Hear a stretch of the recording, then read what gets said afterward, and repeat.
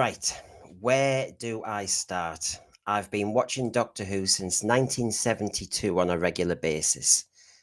Yeah, 52 years. And I haven't cancelled it. I've watched it all the way through. And I was sat there last night thinking, am I witnessing finally what I think is the end of the Doctor Who I know? As a fan, and I am a fan, you tolerate embarrassing episodes, shoddy sets, misdirections in the plot, bad story writing, because it's still recognizable Doctor Who. Doctor Who is still the character you like to follow. It might be rubbish sometimes, but it was Doctor Who. We loved the concept, we loved the idea, we loved the character, and we loved the escapism. After Rogue, I felt as though my instinct was the Doctor needed a slap. He needed a cold shower. He'd been so flippant, promising to Cherry Sunday he would look after her daughter, and he was so cavalier, so careless, so irresponsible. That was not the Doctor at all. He could have cried his crocodile tears at the end when he realised he had forgotten where the hell she was because he was letting a certain member of his body lead his head. I tell you what, how is that the Doctor? You tell me. And please, I know there's people in the thread who might defend this, and I need to hear from you. Of course I do, because we will still respectfully talk to each other. But honestly, that shocked me. So basically, the Doctor I felt needed a slap. So careless with his companion because he was so bothered about himself. And it kind of linked nicely to that dance routine right in the church on Ruby Road. Yes, it seems to link. It's the same kind of operation, isn't it? He's not the Time Lord Victorious, as RTD once had. He's the Time Lord Notorious. This isn't Doctor Who. It's Doctor Who, I say. It feels like a show that uses the right lingo, the same recognisable terminology we know, TARDIS, Time Lord, Gallifrey, Sonic Screwdriver, but it's out of step with the natural rhythm of the show, trying to do a different beat, but it's doing it clumsily. This is Doctor Who in name without a soul. That is what I contest. Please, if you don't agree, say so, and I'll bring you on in the thread. But I've got a group of people to discuss this too, because I don't like echo chambers, as you know. So, of course, I'll first of all bring on my good old mate, Hugh. Hiya, Hugh. Hello, Brendan. Can you sum up how you feel in a concise sentence? So the interesting thing is, as I was saying earlier, is I thought of the episodes we've had, it was the most enjoyable. It's just the one that isn't Doctor Who at all, and it's been going there. And whether I watch it again is a different thing, because I will have to watch it as a different program, not as Doctor Who. Right, and there's more we're going to say in a moment. And I'll bring on Sean. You see Sean in our midweek shows. Hiya, Sean. Can you, in a sentence, sum up how you feel at the moment? I've embraced the ridiculousness. I've just given... I'm past the stages of anger. I'm in the stages of grief. I'm in the acceptance stage now. But it's just gone. It's gone, hasn't it? Right, more of that. Please, in the thread, if you disagree, get lining up now. And of course, we've got Cinnamon back. He's been one of our panelists for a long time. We shared Bigenerates as well. We'll be doing more of them. It's just fitting in the time, isn't it? In a sentence at the moment, Cinnamon, can you state where you stand with Doctor Who?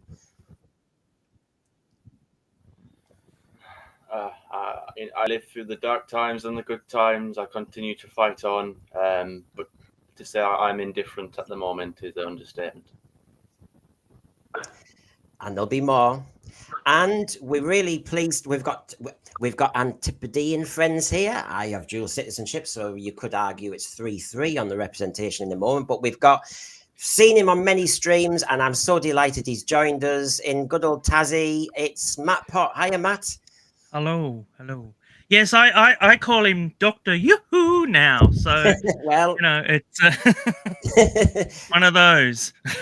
It has. I think we're going to be thinking of different names for him all and out. He is not Doctor Who, is he? It's grown over time. It's gone from Mincer Who to just Doctor Who. Now Doctor Yoo-hoo. Yeah, Doctor Ooh, I say. I know. It's gone very sexual. I know that. So our final panelist is, we're going to Sydney now as well. And so, hiya, Cybermet Strikes. Hello, everyone. Hello, Brendan. Hello. Now, go on then. Can you sum up in a sentence where you stand at the moment? Well, I'll be here to the bitter end, but look, I actually enjoyed it. I enjoyed it, but I understand why people are saying it's not Doctor Who. Yeah, and this is why it's a debate. I've said it might be a group therapy session. There are people in the thread, Simon Anthony, yourself, who are saying, well, I'm still with it. I mean, I'm still watching it. I'm just saying I feel as though that was almost too far last night. And I feel as though it's sunk below the waterline now, personally speaking. Keep It typing in hasn't the helped thread. it. I'll bring you in a moment, but we might as well start with evidence. Evidence, never mind anything else. And you know that the piece of evidence I use on this show is the ratings watcher. So if you just give us a moment, I will update you. I'm sure a lot of you as Goodall fans know the answer, but just in case.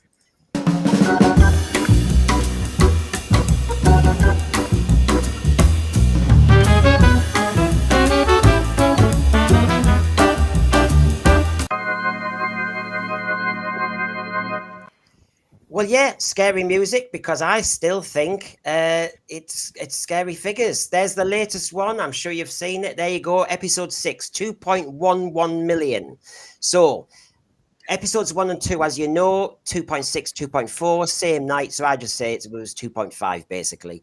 And then after that, we lost 500,000. We then put on 500,000. Then we lost 500,000. And we've continued to have lost that 500,000. They have not come back. So 2.11 million. You can see the specials as a comparison. I'm not aware that the weather was anything amazing. Any responses from that from anybody? Do you know what it's like? Do you know what it's like looking at that graph? It's like when you're really, really trying to lose weight. Because I'm a bit tubby myself. I've got a face for radio, as Brendan knows. You know, you're trying to lose weight and you're weighing yourself every week, and it's up and down a little bit. And you know, just overall, after week after week after week, you just feel a bit depressed. But you keep trying to go on. But that's what it reminds me of anyway. It's a bit depressing start. Sorry, everyone. But, Well, I called it in one of my streams last week. It's the TV ratings roller coaster, because it goes up 500,000, down 500,000. It's bouncing around. But Matt, it now looks as though we're flatlining. It's a flat line. Yeah, they're not good numbers. Well, at least in Australia they wouldn't be good numbers, and this show would be axed. Yeah. So yeah, you know, I'm surprised that this still has a pulse, to be honest. What was the situation when it was on the ABC? What figures was it getting there? Do you know roughly? Pretty good during the Jodie Whittaker era. They sort of lost the plot, and the ratings went down quite a hill. We used to have a after party show, and that stopped pretty much as within the first year of Jodie's era. So, you know, you could really tell that there was something wrong. Of course, they just, you know, continued with it and kept showing it on Sunday nights, but it wasn't even getting, like, I think it was getting around I think 500,000, which is nothing. 500,000. Well, we have a smaller population here in Australia. And that'd be about like 1.5 million here, something. Yeah, roughly, yes. And see, 500,000 is axable. It really, really is. I mean, if it gets 2 to 3 million, it's considered a hit. But if it's 500, nah. A lot of shows recently have been given the axe because of those numbers. And if you compare them to the British rating system, they're very much in that category of very low numbers that should be gone. You know, they wouldn't be wasting their time with this. They really wouldn't. Well, the shocker is when you do context. I mean, Hugh, as people will know, in Britain we have a general election campaign. It's a fairly kind of quiet one because, to be honest, nobody's really appealing to us with any charisma. So the point is that we had a debate of the two prospective prime ministers, and that got 4.5 million. And that's in a dour political campaign. Who likes to turn on and watch two rubbish politicians arguing with each other when there's anything else on telly to do? And that got 4.5 million. And I'm a political geek, and I didn't watch that. because I'm biased against debates in terms of this because they treats it as a presidency rather than prime ministership. But it's not interesting for me because it's just going to be about performance rather than policy. And I wouldn't watch that, and it got 4.5 million. So yeah, I think the issue with this is quite how much of a flagship in terms of money this now is. BBC isn't spending a lot of money on other dramas. It's cut a lot of dramas in terms of stuff, so it's not making new stuff for BBC Four. Or I can't. If it was an ordinary show like Casualty or sort of like the Silent Witness or something, fine. But I don't think the figures justify the cost anymore. No. I just think it's interesting. This is the first week where it's stabilized, but it's stabilized on the lower figure. So, I mean, I'm sure they would have been happy with that 500,000 back. This is after 2 weeks of Dr. Light episodes. This is after 2 weeks of, I think, confusing tone. Dot and Bubble, we jumped around from, is this meant to be some skit on Black Mirror? And then suddenly we had that Rachael preaching at the end, which seemed to just kind of screeching of brakes suddenly, and it was a different show, and it didn't seem to correlate with the rest of the episode. You had what I thought at the beginning, a nice little Welsh folk horror, but then suddenly it was a political satire done badly. And so I think the ratings are explaining quite clearly. And I know some people say that, overnights are not the game. There's still a measure. And the truth is, as Matt's saying, I'm sure Cyber Matt Strikes will join in a moment about this. It's not word of mouth, is it? Who the hell is talking about Doctor Who? The best marketing now is word of mouth. It's had all its marketing. It's got its outreach program with Disney. It's not reaching people. So now it needs word of mouth. And the content is not driving it. But people wouldn't be saying it's not about the overnights if it was getting 8 million or 4 million, even with like Britain's Got Talent's getting 5 million, 6 million. Nobody would be going, oh, it's not about the overnights then. But because it's like rock bottom, I mean, how much lower can this go? If a Doctor Who episode drops into 1 million, whether it's 1.99, that's horrific. That's horrendous for Doctor Who. That's an absolute failure. And you can't argue it any other way. We can argue the quality to a blue in the face. You can't argue how low these ratings are, because even looking at it, in, like you said, Brendan, in context of other shows on British television, it's low. Even when you put it in context of how many people watch streaming, the Great British Sewing Bee got 4.6 million. It's a great show. 4.6 million for sewing. You know what I mean? It is. But it hasn't got a Disney streaming machine behind it. Well, that's not a good thing. Is that a good thing? I mean, Disney it doesn't tell me that I need a certain needle that is left leaning and a certain needle that's right leaning. It doesn't tell me. It just tells me to go blooming stitching. It's pretty friggin' obvious, though. I mean, you've literally carved the audience in half. What's the obvious thing that you've done that would divide the audience in half? Well, go and touch grass. That's I mean, every episode's political, and the minute you get political, you're straight down the 50-50 mark, aren't you? I mean, well, two right now. What I'll show everybody, and this is just to kind of not trigger everybody, but you all know where you stand on Doctor Who, and I'm coming to the thread in a moment. So please join in, and I'll trace you back. But being a good old teacher, I've done a little PowerPoint. This is my case against Doctor Who after Rogue. So basically, if I quickly show you which ones of these am I being just too exaggerated. Doctor Who is now a sexual player led by his private parts, not his head. Doctor Who did not save Ruby. She doesn't even need him. She hasn't needed him in many of the episodes. This post-therapy Doctor is an emotional wreck. The show no longer takes itself seriously. Doctor Who just copies or emulates other shows or genres. The core or the DNA of Doctor Who has been hollowed out so much, messing with canon, messing with things, sledgehammer to make a brand new fantasy, hocus pocus TARDIS. The whole thing, in the end, has hollowed the program out. My seventh point, serious competition shows how to do it. I am looking forward to the House of Dragon coming back. That takes itself seriously. That's gripping. That's episodic. Doctor Who has missed the point. Harry Potter's coming back. Discovery of Witches with the same people, Bad Wolf, knows how to do it. The only difference is RTD. Number 8, RTD seems to be deliberately in reinventing or destroying the show. As you know, he is deliberately triggering people. Number 9, the skill of story writing does seem to have been lost. Number 10, was that Sutek at the end, or was that a female Sutek? Are we going gender fluid with that now? We're destroying that. Number 11, Russell Davies deliberately pushing fans away and insulting them, and we might come to that. 12, sex in Doctor Who, has it got a place? 13, the Doctor's character is now diminished, weakened, and compromised. I don't actually like that character. I really think he deserved a slap. Full of hubris, arrogance. 14, the Doctor now... Doctor Who is merely a political platform for DEI apprenticeships. The BBC does not know what it wants Doctor Who to be, so they've given it to somebody who's just going to spin it off in a different direction. 16, this is Doctor Who for Dummies. It's plot formula. And there is my little rant over. Anybody want to join in on any of them, or say I've got it wrong? Well, you know me. I'm the kid in the class who listens to the teacher and then comes up with my own ideas.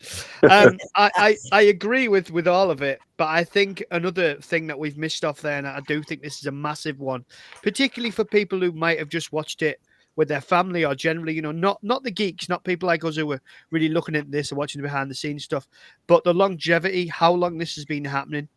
So, I mean, series 10, I can't really watch. I think it's not great. Capaldi's last series, this is the sheer amount of years this has been happening that people are at a point now where they're like, I think we've hit that critical point where people have just gone, I'm not even going to entertain this anymore.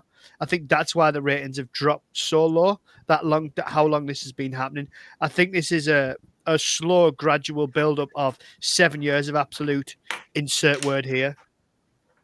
Yeah. Now, the other thing was that Ruby, you say that Ruby doesn't need the Doctor anymore. Well, she was the dumbest thing in this episode as far as her, just constantly going on about Bridgerton and that. And it was just so dumb. And I was just thinking, you're a dumb blonde now. She's been quite interesting up to that point, I feel. And then she's just turned around and, how did she get out of that whole thing with that bird lady? Was the fact that she just hit a thing that suddenly had on her ear, and hey, she's in battle mode. It's like, what? Where they never even explain those stupid things in their ears. As soon as they and not only that, but the whole thing at the beginning of the episode, I just knew that was going to be used in some way. I thought, because this is how it usually happens. They set these things up at the start of the episode, and then they say, and then they have a little. Yeah. They act like they're all clever because it's like, well, hang on, it's not just out of the blue because I set it up at the start of the episode. It looked like a but fight not only scene. that, she can do her own didn't it? special effects. She can do her own sound effects and that too. When she's acting like the actual thing, she was doing the whole. She knew what they did when they transformed, and she did the sound effects and that as well. And it's like, well, I knew it wasn't her. I'm not that thick that I didn't realize it was not her. I knew it was her, and I was just like, but hang on, why is she doing this? Why is the sound effects and that working? And there's that whole lightning thing as well, and that wasn't explained. It's dumbed down television, and I'm so fed up with it. Speaking of silly things, the bounty hunter that pulled a gun out of his butt crack at the Doctor and then doesn't have it for the rest of the episode. Just didn't make any sense. He doesn't use it. No. Yeah, doesn't use it, doesn't have it, has to sacrifice himself. It's just like that sacrifice bit did my head in. Because you know what should have happened? You can change it and make the Doctor act like the Doctor. What should have happened was the Doctor should have swapped with Ruby. He should have jumped on the pad. And then right at the last minute, as it counts down the rels or whatever the hell it was, Rogue should then jump on and knock the Doctor off and be like, oh, find me. That works. The Doctor just standing there crying. It was like, who the hell are you? Non-stop. He was out of character. Yeah. I think he missed the point there. When they were all stood on that triangulated death trap, he missed the point, because the way the whole episode had been, it should have been a game of Sexy Twister, where they were all kind of sticking their hands on different dots. And of course, yes, the bounty hunter would have joined in, and then, oops, we've all been kind of obliterated down. I mean, maybe I missed it, but was it the bounty hunter that laid down all those other traps that were behind them all the time? We never saw. They just appeared. He just went, gotcha. Don't think about it, Matt. Don't think about it. Don't bring logic into this. You can't. It doesn't work like that. Don't put logic into anything Russell T Davies does. He could write, though. This is what gets me. He's one of the best writers that we've got in this country, and he really is. And I'm not just saying that to backtrack or anything like that. Outside of this series of Doctor Who, he's done some of the best series that have been on television for the past 20 odd years. And then he churns this out. Like, you watch this and then you watch Turn Left and you go, what the hell happened to you? What the hell happened? Because anyway, yeah. Well, let me just say hello to. We've got a big audience, so I do need to bring them in, because we've got lots of polarized opinion, as you would expect. So, hiya, David Mullen. He was in early doors. I thought it was boring. Things we have seen before in the series, done far better, and the lack of hunger for success from the makers is palpable. However, parked right next to that, and he's still with us, Simon Anthony. I've seen you on Type 40 as well. I really enjoyed it. Great fun. That is allowed. And as Hugh said, early doors, if it's for you, it's for you. It's just that for some of us, and we're all Doctor Who fans, what I find fascinating when you debate this topic is how come some Doctor Who fans are exiting and some fans are saying this is amazing. What are we missing? That's the thing I'm trying to get my head around. I've loved this for 52 years, so why am I feeling as though this is not Doctor Who? And yet other people are saying, well, it's just, and Simon Anthony, I'll come back to later in the thread. Yeah. So let's have a look. So Simon Anthony does say a little bit more. Oddly, I found the music, which to my mind has been used far too forward. Breaking the fourth wall was fine this time. I'm getting used to it. It's no longer a shock. Same goes for the kissing. I think we're over kissing. I mean, I'm not thinking anybody's shocked by the kissing. If RTD thinks that's triggering or anything, it's not. It's just tedious. Well, Brendan, you've got to think about it. We don't see men kissing on British television. This is really groundbreaking stuff. No, it's because most of the population is straight, and that's the thing, because they just pander to this minority. Not just that minority, every other minority. And they don't realise that there's a majority that they've got to entertain as well. I don't have any problem with gay characters in Doctor Who. I have a problem with the Doctor having sexuality at all. Yeah. Stop. Yeah. It should never ever be reciprocated, as far as I'm concerned. He should never ever reciprocate. I mean, I was being sarcastic. I mean, it's this strangely thing of them thinking that they're groundbreaking all the time. It's like we had what was it, Brendan? The first lesbian kiss on Brookside in about 1996 or something in the 90s. Do you know what I mean? I'll have been about 4 or 5 then.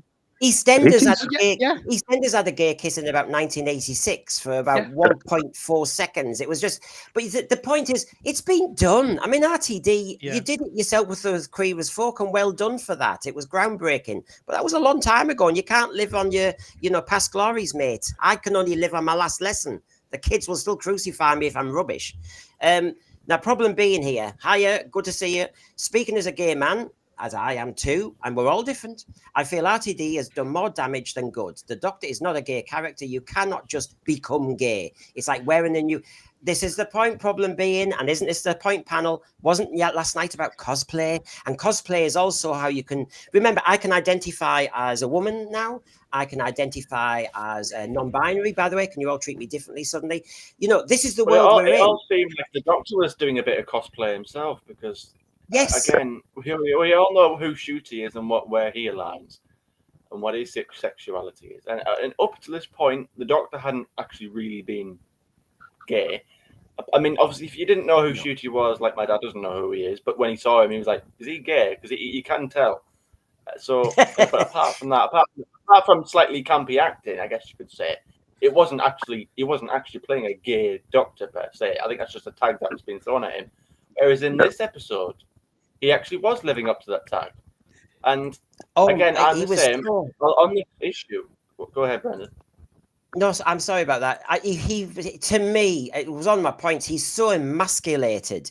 He was running after a bloke. It was like running after a club in a nightclub. This was tawdry. When he actually took him out to go and see his ship and to the back shed, I was thinking of like London in the 60s and 70s, you know?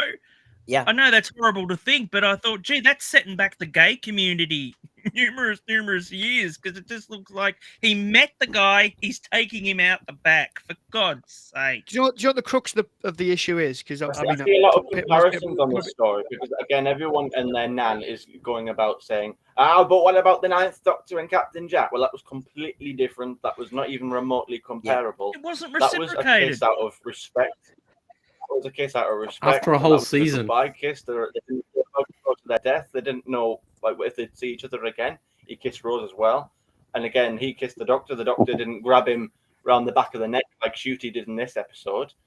No, it was all in character though, wasn't it? The big point of it all. Sorry, it's a very nuanced. It's a very nuanced thing about this, because it's not. As I said this to a few people, I don't have like a one size fits all view in everything. Like I don't sit there and go, that's bad, bosh. Like it's that bit I'm okay with, that bit I don't like. So the fact that it's two men kissing, you know, again, it's contradictory slightly, because again, I also believe that the Doctor was typically depicted as asexual, at least. And I think problem being put in the chat, you know, is this offensive to asexual people that you've now ripped that character away from them? You know, sarcastically, because I don't think any character just belongs to a certain group of people. But the way I look at it is like the fact that, you know, again, I try to be balanced, because I'll sit there and I'll say, well, I wasn't offended by the girl in the fireplace. I love that episode. I think that's a beautiful episode. But even in that story, the Doctor isn't the one making the moves. He's awkwardly he doesn't know where to put himself when Madame de Pompadour kisses him. Whereas in this story, you've got the Doctor aggressively lusting, making comments. Oh, that jacket looks good on you. Oh, hot. I'm going to hold up psychic paper that says hot on it. Oh, are you hot? Oh, are you talking about me? He's making constant comments and remarks about him. This is completely uncharacteristic for the Doctor. You know, we don't mind a little bit of flirting here and there, which we've seen, honey and babes. We just thought that's part of the charm. But in this episode, again, aggressively making it known that he obviously likes this person. I'd said in some of our recent streams, I found it, and I did think that in Boom, the dead father, when he appeared for that second, the Doctor looked as though you thought, oh God, what a shame, he was tasty. And there's been moments all the way along where this Doctor seems to be inappropriate, predatory, and basically sick. Now, I am a gay man, and I need to say this because, you know, the threads always pick up on only half a sentence. Simon Anthony, quite rightly, is putting his, pitch in, and I need to keep putting it in. I watched from 63. My father worked on it. I worked on it. I even killed Adric. I can change with the times. The show's changed massively, and we all accept that, and it has to. I'm willing to change too, and we are too. My God. To be a Doctor Who fan in 2024, we have gone with a fair bit of change. My argument is, you can change something too quickly, too much, and there can be a point when it is no longer the program. That's what Hugh said earlier. But so it's not about us being stubborn. Certainly not about me being stubborn. I'm extremely flexible. And he said he's a teacher as well, and all the rest of it. Yeah. By the way, I don't think our argument is about whether the Doctor's gay or there was a gay kiss or anything. That's not the argument. The argument is this compromises the Doctor. The Doctor is now a compromised character. He's not about an alien in a time and space. I was just about to say. And if this is a gay show, I'm sorry, I'm straight, and I'm not interested in a gay show. I'm sorry, it's just not my thing. I don't care if it's got little bits and pieces of what the show I used to love. I'm not going to watch it. Presumably you weren't that bothered about Captain Jack, because it doesn't matter, because it's not the Doctor, and that's reflecting reality, and that there is all sorts of sexuality out there, and there's no reason to exclude those sexualities. But the Doctor doesn't work like that. The character doesn't work like that, and he's not alien. Last night he was a lovesick teenager. Do you know what the problem is? He was pursuing someone. For God's sake. Look, the crux of this matter is we've been talking for half an hour, right? And this just caps it off. This is meant to be a science fiction show we're meant to be enjoying. I've been rewatching Star Trek Enterprise recently. I haven't seen it for years. I can't remember it. It's unbelievable. And if you ask me about episodes, we could chat about it. It's great. And I've been talking to John Yulden, who's been on the show. Like it's great. It's so maligned, but it's great.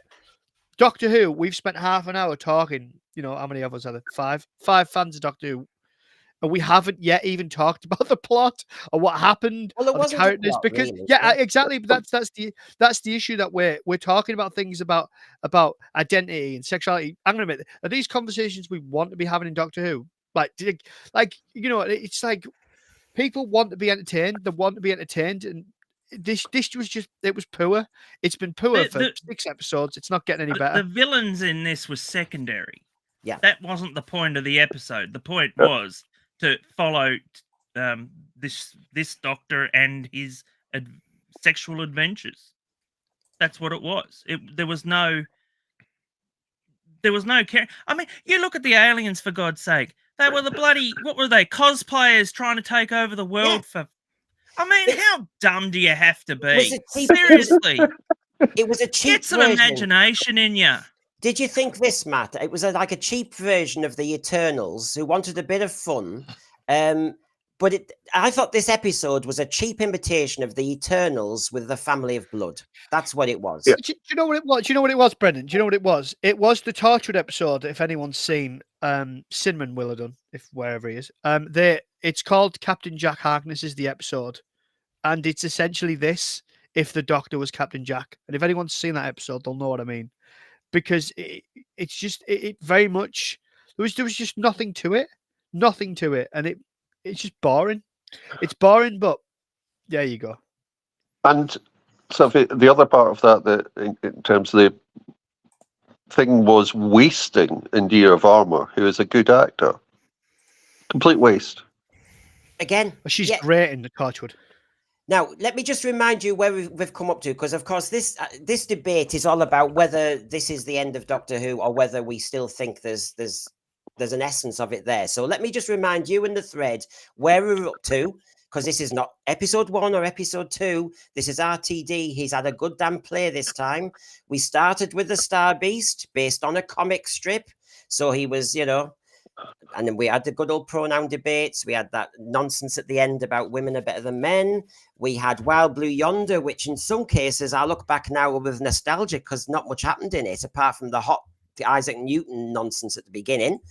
We had the very strange homoerotic bi-generation, but what I think what was even as bad was the Sledgehammer making a second TARDIS as if this is hocus pocus magic, and a wasted toy maker who's no longer allowed to be celestial because it offends somebody who's obsessive about some dictionary corner definition.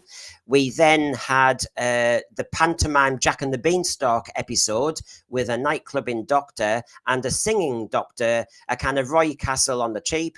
And then we had Space Babies, where the babies thankfully had filled their pants enough to propel their refugee ship to a planet.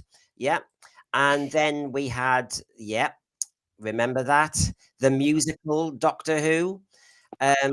We then had Boom, where it was a non-event event, where he just stood and somebody else bailed him out. We also then had a folk horror, which he then got bored with, ripped up his script, and then took us somewhere completely different. And then, of course, we had Dot and Bubble, which was a skit on Black Mirror, but then at the end, he needed to give us a racial kind of rant. That's where we're up to. And then we had last night. So is everybody happy? Is everybody seeing Doctor Who? Because the beauty of Doctor Who is there's normally a bad story, sometimes a mediocre one, and a brilliant one, and we stick with it. Come on then. We've had loads now. Are you all with it? Is that a serious question? I'll go back to the fact that I enjoyed last night more than any of those, but it still breaks it. I had a good laugh. We were saying before we came on, it was the most enjoyable one I've watched. As long as you turn your brain off and don't watch it as Doctor Who. Because I like Jonathan Groff. He's a really good actor. He's great in Mindhunter. Yeah. He's done a few musicals and stuff. He's a brilliant actor. And I thought, you'd make a decent Doctor. That's what I was watching, thinking, I forget Shooty's the Doctor and I pretend that Rogue's the Doctor. This is quite Sean, all right. Yeah, go on. Well, this is what I mean, and a lot of us saying this, and I'm not going to just bring in Simon Anthony, but he's obviously given us the alternative, which is interesting in the debate. So this one is interesting, and Simon Anthony, please elaborate, because I was about to come back to Hugh and say, okay, you enjoyed it as a piece of TV, but why is it not Doctor Who? What's his marker? I listed 16. I'm so sorry, so much of the many qualities of the show are being missed. Now, when you say qualities of the show, I'm talking as a Doctor Who fan.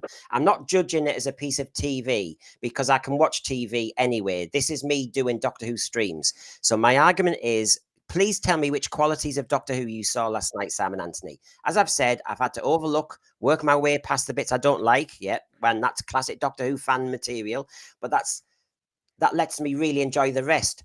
What I'm saying, Simon Anthony, and it's just me, I think Hugh's quite close to me on this one, and Jeremy said it a few weeks ago on my stream when I interviewed him. It seems as a few Doctor Who fans are getting quite close to saying, no, we've gone too far now. I mean, Matt, I know I've seen you on various streams. You're still watching it though, aren't you? I have dedicated myself to do this because I didn't watch any of the Jodie Whittaker era at all. I just noped out of that. I was like, yeah, no, it's not for me anymore. I'll wait until we get a man again. And then we got Shooty, and I was like, yeah, well, what did I say? Oh, I got a man, so all right, well, better watch it. So I thought I'll give this series a go, and yeah, I've sort of been regretting it ever since. But I am going to continue to watch it. I was a little bit wavering yesterday. Believe me, I was this close to going. No, you know what? I'm out of it. It's not for me. I can tell. But yeah, no, I will finish this season. But that's it. I'm done. I'm not returning ever. Now, can you see, Matt? Can you see? I mean, I am trying to be reasonable. I think we are all reasonable, to be honest. Simon Anthony, I know he'll be trying his best to kind of see what he can, and that's what fans do. Fans can be blind sometimes as well. I was saying this to Cinnamon as we're football fans. But Matt, can you see what you saw last night? Where's the Doctor Who bit? Well, that's it. To me, you got to remember this is family viewing. This is a children's show. Virtually, it is a children's show. And if my kids had seen that, I don't have kids, but if they'd have seen that, I would have turned it off straight away. And said you ain't watching that. I want my children to be not as asking questions like that sort of thing. Not yet, anyway. To me, that was more of an adults program last night, an adults only program, and it should have been shown at adults only time. It should not have been shown, and even on a Disney Plus, for goodness sake, which is where I saw it. It shouldn't be. It should be on an episode that's actually on Disney Plus. It's not on the adults area of Disney Plus. I don't know. Again, I disagree with this. I disagree with it. I don't think, in terms of, had it been a side issue, had sort of another character other than the Doctor, I think it was badly plotted because of the concentration in terms of the relationship. But I don't have any problem with two guys kissing in Doctor Who. And I don't have any problem with that being sort of part of the storyline. I have a problem with it being the Doctor. Well, another point I want to raise actually, because I have a problem with it being both. Because I was thinking this actually last night, and it's imagine if this was Jodie and you had her prancing about making suggestive comments towards men. Like, I can't say the word here, but she would be labelled a certain word if it was a woman. Yeah. Oh, but if it's a gay man, you can play around him and do whatever you want with him and make him look silly, and again make it appear as if like this is what all gay men are like. Oh, they just can't control themselves, and it's a seemed bit that of a they're weird message. promiscuous, what didn't it? It seemed that he was really, really promiscuous, and he had his eyes set on him, and you could say as soon as he started talking to him, he was flirting up with him, and then he was like, "Hey, you want to go back to my ship? You know, let's It go." just seems like every let's go." time Russell wants What? to make a message, he ends up like, accidentally doing the opposite. Again, with like the Jinx Monsoon bit and the whole pronoun. That to me, I read that as him kind of taking the mick out of that. And it's like, well, which is it? Because it seems to try and tell you a certain thing, but ends up doing the opposite. This is when RTD tries to do humor, and actually it's very hard to work out whether he's trying to do a double blow and make a serious message with humor, or whether he's actually just trying to be flippant. I mean, he made the gay doctor last night come across as careless, predatory, a bit sleazy. Then you had the stereotype that there were two gay men, two characters were comparing their ships, and one's tidy and one's not tidy. So one's the man, one's this is getting ridiculous. If that's it's like, mine's bigger than yours kind of attitude. Yes. Where I'm like, we're comparing ships and TARDISes out. I mean, I know that's happened before. I know there's been, Donna was like, he's got a Ferrari, you've got a Ford or whatever it was. Just think of it though. I mean, Shooty's there freaking gyrating, for God's sake. Yeah. Gyrating to Kylie Minogue. He was what? Yeah. It's a really great area. Freaking Willy Wonka. Come on, I quite like the Willy Wonka bit. That's quite funny. Yeah, I, in terms of the character overall, I don't mind him. This leads me back to my point earlier. It's so nuanced because I like this part of it, but then not that part of it. The actual relationship between them, I didn't mind. Again, this is a very contentious issue, but I could realistically see the Doctor kissing kissing a man, or being acceptable of being kissed by a man. I wouldn't think he'd be offended. Now, do I want the Doctor going around kissing men? Not particularly, but I don't really want him going around kissing women. But basically what I mean by that is just like, again, I always try to be balanced because I agree. I always try to be balanced because again, I'll look at an episode like The Girl in the Fireplace and say, well, I don't have a problem with that, so I can't sit there and say I have a problem when it's a man. So I sort of treat them the same. But the way he was behaving in this episode was completely different to the way he was with Captain Jack. Or one second, Sean, because I know you want to come in. Cinnamon, you're being fair, and that's the people are fair on here. Fans are fair. The point is, I just think RTD, all the chickens are coming home to roost now.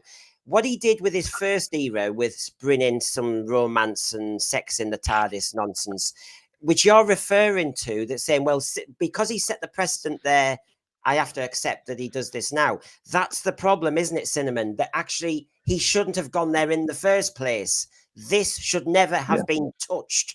Now, that's my point. The fact that it's a man that's not even on my radar of problems. It's the reasons why they've done it and how they've done it. That's my issue. It's all it's the fact that they'll sit there in Doctor Who Unleashed and say, oh, why not have a Q word romance? Why not call it a gay romance? Why have you chose that word?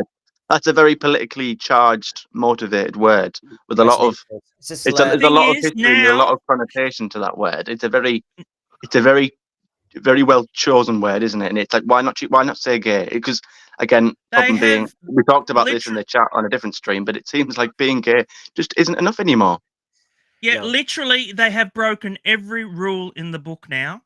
Of the Doctor Who book, they have broken every single rule. There's no other rules that they haven't broken whatsoever. So I can't watch this show anymore. I have a feeling that's coming back to haunt us. The big issue is that like you was like going back to what Cinnamon was saying about the Doctor. Like I didn't like it when we saw Matt Smith kiss. The 11th Doctor kiss River Song. I much preferred it when get married. Yeah. I preferred it much more when it was implied, and because it didn't fit. It looked a little bit odd. Now, 99% of people, I don't think care if there's two blokes kissing on the TV. It's 2024. I don't think most people care.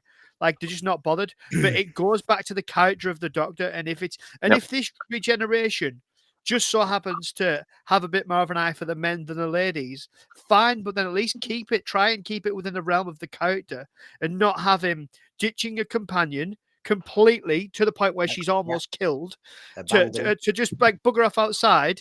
That means go outside, by the way, for anyone not from Britain. She goes off outside. He goes off outside. Off he goes. Like, let's start looking at the ships and this, that, and the other, and having all this, just chatting away, and like everything else is forgotten, completely forgotten. And it was, Well, it was let me just. Could you imagine like someone like Sylvester McCoy or any of the classic Doctors in this episode? It just No. it wouldn't work, would it? It's as simple. There's no debate there. It wouldn't work. This is William Hartnell. This just wasn't work. Well, let me just. I know a lot of people say, well, William Hartnell isn't it? Otherwise, it's so it's hypothetical. But it's a question. Cinnamon, Go ahead. Hugh, and everybody. I'll just catch up with the thread, okay? Because there's some amazing comments here, and it's only to be fair. It's red hot. This is like a switchboard on fire. This, so to be fair, it might give us some ideas as well. It's not Doctor Who because it's not got the Doctor in it. It's Crimpling. Nice to see you again. We've got. Let's have a look. BDM 4972. I love Doctor Who. I've watched it through various so-called ups and downs, but I really feel that the LGBTQ plus thing is overwhelming the episodes, and I can't see any legitimate plot reasons for it. Purely historical, who was quite rightly saying, yes, Doctor Who can. He challenged one of my criticisms because it can do history, it can do different genres. I agree with that, but it's just at the moment, it's parodying them. It's not really doing them very well at all. So it's gone too far, he says. Dada Debasa, good to see you. 3 poor episodes and 3 mid so far, and folks are going, we're so back, baby. I know, I think there's exaggeration going on in lots of places at the moment. Our thread friend who has one of the best names that I can never read out. Yet this argument that change is necessary is nonsensical. Not all change is good. I mean, Simon Anthony, thank you. He's been fair. You know, as we all have to be honest. Jodie was hard for me on first and second watching. By the third, I could get it. You know, you shouldn't have to watch a show 3 times to put up with it, though. No, I agree. I'm not doing down his opinion. Do that. Dear God, do you know what I mean? You shouldn't have to watch them 3 times to go, oh, okay, I can kind of cope with it now. I can tell you now, I'm never ever watching these shows again, ever. No. Mark Jones, the guy who played Rogue, has said he watched this is it. He said he watched 5 episodes. Unearthly Child, and said he could see the Doctor was queer even back then. Now I know that was a weird article because I read that and it's like, oh, isn't the TARDIS? Because I say queer in terms of strange, but you know, it's isn't it weird the TARDIS? Oh, isn't it weird how Ian can't comprehend the size of the inside compared to out, and that's weird, isn't it? And oh, that's like this, and you know that relates to today. So it's like, and again, I saw another comment on Twitter or X, whatever you want to call it, and this person spoke about the second Doctor in Jamie and like said, oh, he loved Jamie, but it wasn't just his own little weird headcanon. He spoke about it as if it was absolute hard fact that the Doctor absolutely loved Jamie. And it's like, are these people generally like suffering from a condition of brain rot? Like how bizarre do you have to be in your own little world to sort of be that desperate to sort of come up with little things like that, where you have to sit there and say, "Oh, didn't the second Doctor?" No, he didn't.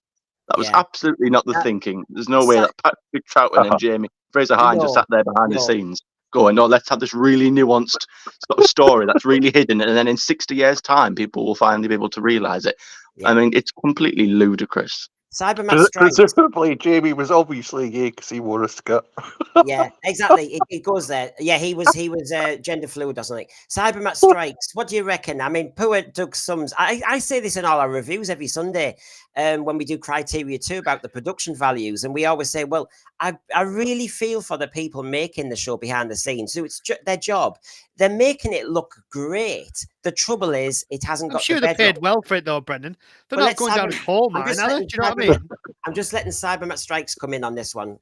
No, but it's true though. Like I was watching some of those Unleashed episodes, and you've got experts in their field doing amazing work, bringing crap scripts to life, and you're just like, they had people there doing, artists doing kiddie drawings and stuff, and I just thought, oh, what a waste! Like this, honestly, I read the Writer's Tale with Russell Russell's script writing process, and I cannot believe that the equivalent level of effort that went into season 1 to 4 went into this, and this needed 10 times the effort to get this show back on track. And it I mean, the ratings say it all. We've flatlined. It's at rock. Well, I won't say rock bottom. I thought Jodie's era was rock bottom, but this is not going well. Every week I'm waiting for, that a jolt back into life. Yeah. I'm kind of was hoping we'd get there before. I can't believe we're this far down the season. It's Well, can people believe this? Darren, good to see you, Darren Bradley. I see you on other streams. Thanks. With the Doctor calling his companion honey and babes and whatnot, is it not the same situation as portrayed in Capaldi's final, where the first Doctor is peppering around some sexist cringe remarks? And, it is. There is a point there that in that series, which I didn't like, I hated making the first Doctor appear a kind of relic. I thought Moffat did a bad direction there. But it calls it out now, which is, if that was sexist remarks, this is all objectification, sexual nonsense. I know I find this problematic. I really do. Well, I found him if he'd come on to Millie Gibson, if he'd come on to Ruby the way he came on to Rogue, it would be controversial. Well, they do with Matt Smith. They did that with Matt Smith. Matt Smith was coming on, or this is the big criticism of that era. And a lot of certain individuals and certain fans always attack the 11th Doctor because of his flirtatious behaviour with Clara, and they say, "Oh, that's problematic because he'll tap her on the bum." Whereas, again, they'll have an issue when it's there. And again, like I said, if this was Geordie, they'd be screaming blood, spitting blood. Oh, but when it's a man, and if it's a man of a certain persuasion. Then it's okay because again we can prance him around like a Ken doll and we can. To be fair, that era did get a bit mad, didn't it? I mean, Jesus, Amy jumps the Doctor at the end of one of the episodes, literally that was so it went a little bit so it went. But even in stuff like when River and the Doctor get married, it's done for a plot reason. Okay, maybe not a very good one, but Yeah.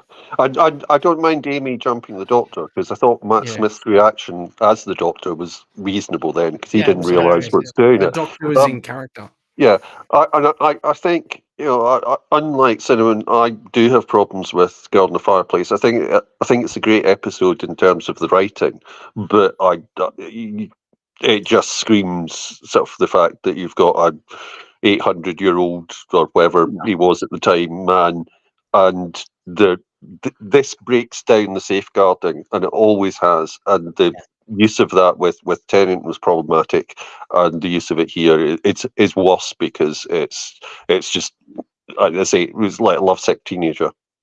Well, I spoke about that actually. I was thinking that last night. So I was thinking about that episode, and I was thinking about because I knew maybe we'd be talking about it, and I thought about that story, and I tried to compare, and I thought, imagine if the 10th Doctor was actually making advances towards Madame de Pompadour, then that would be really problematic because we've actually discussed this before in a previous stream.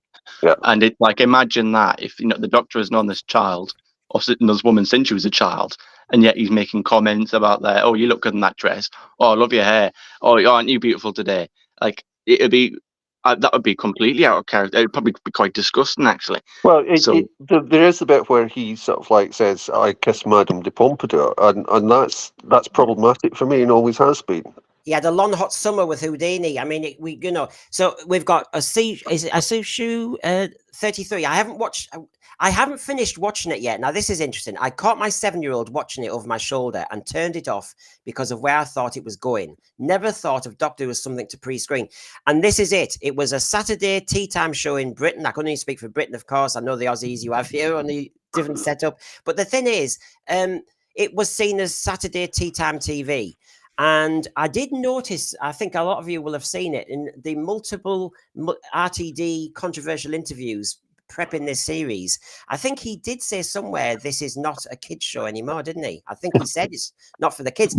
So I think you've made the right decision there, because I actually do think some of the issues being introduced are not settled issues and are problematic. Don't the parents think Doctor Who, or was Doctor Who, a safe space? Now, Mary Whitehouse would kick off, but apart from that... Well, yeah, because I had someone on Twitter even come at me for this, because he basically said, oh, so you support grooming, are you? I was like, well, and I responded, I don't think seeing two men kiss on TV is grooming children. but whatever. I just think, it's Saturday night TV. Again, my issues are with the reasons why it was done and how it was done.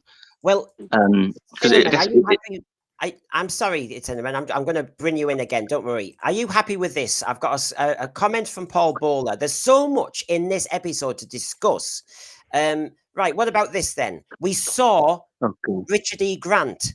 And as Paul Bowler says, the best thing that could happen now after Rogue is making Richard E. Grant the Doctor.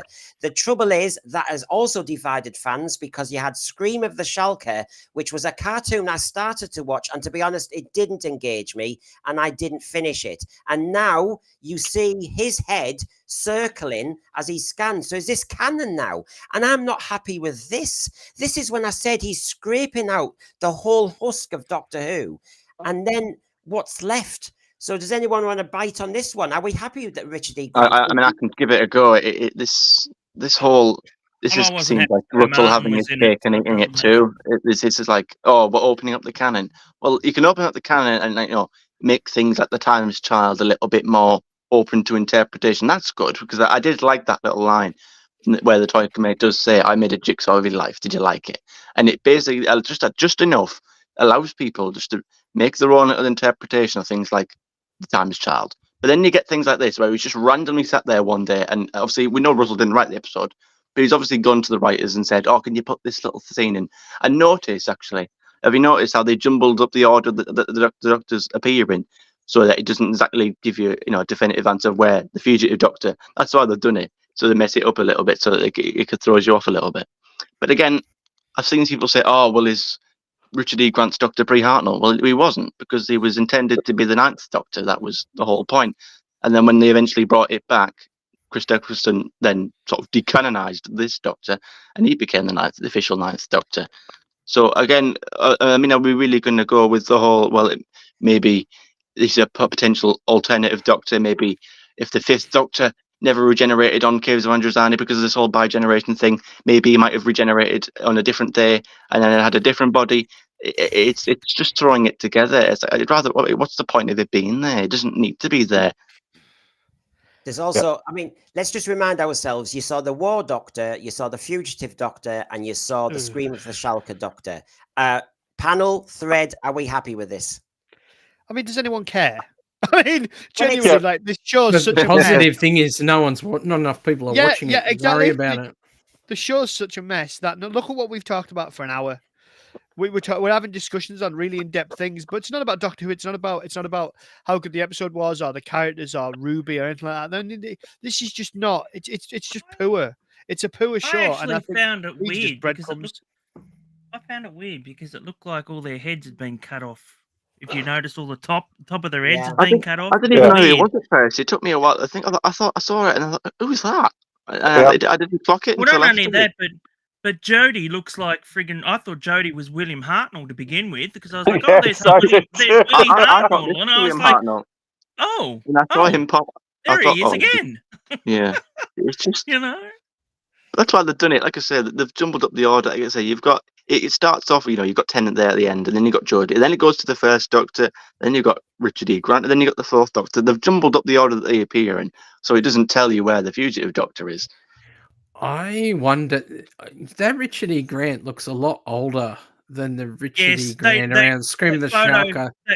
Yeah, but they took that photo recently for this particular scene. Apparently, they actually went out and took the took the photo for that particular scene. They actually went out to it. It's weird, but it's true. Apparently, that's been confirmed. Oh, well, problem being's got a solution. You see, Doctor Who fans, we can talk ourselves out of it. It's just a shame there's not a Doctor Who fan writing the programme now. And did the Doctor not notice it either? Like, obviously, the Doctor will be aware of the fugitive Doctor. He might not know much about her, but he knows of that character, of that person. But did he not notice that there's a random head there that he's probably never seen before? He didn't have eyes for anything else but Rogue. He wasn't looking at his own face. Well, he was too distracted. He's too busy thrusting.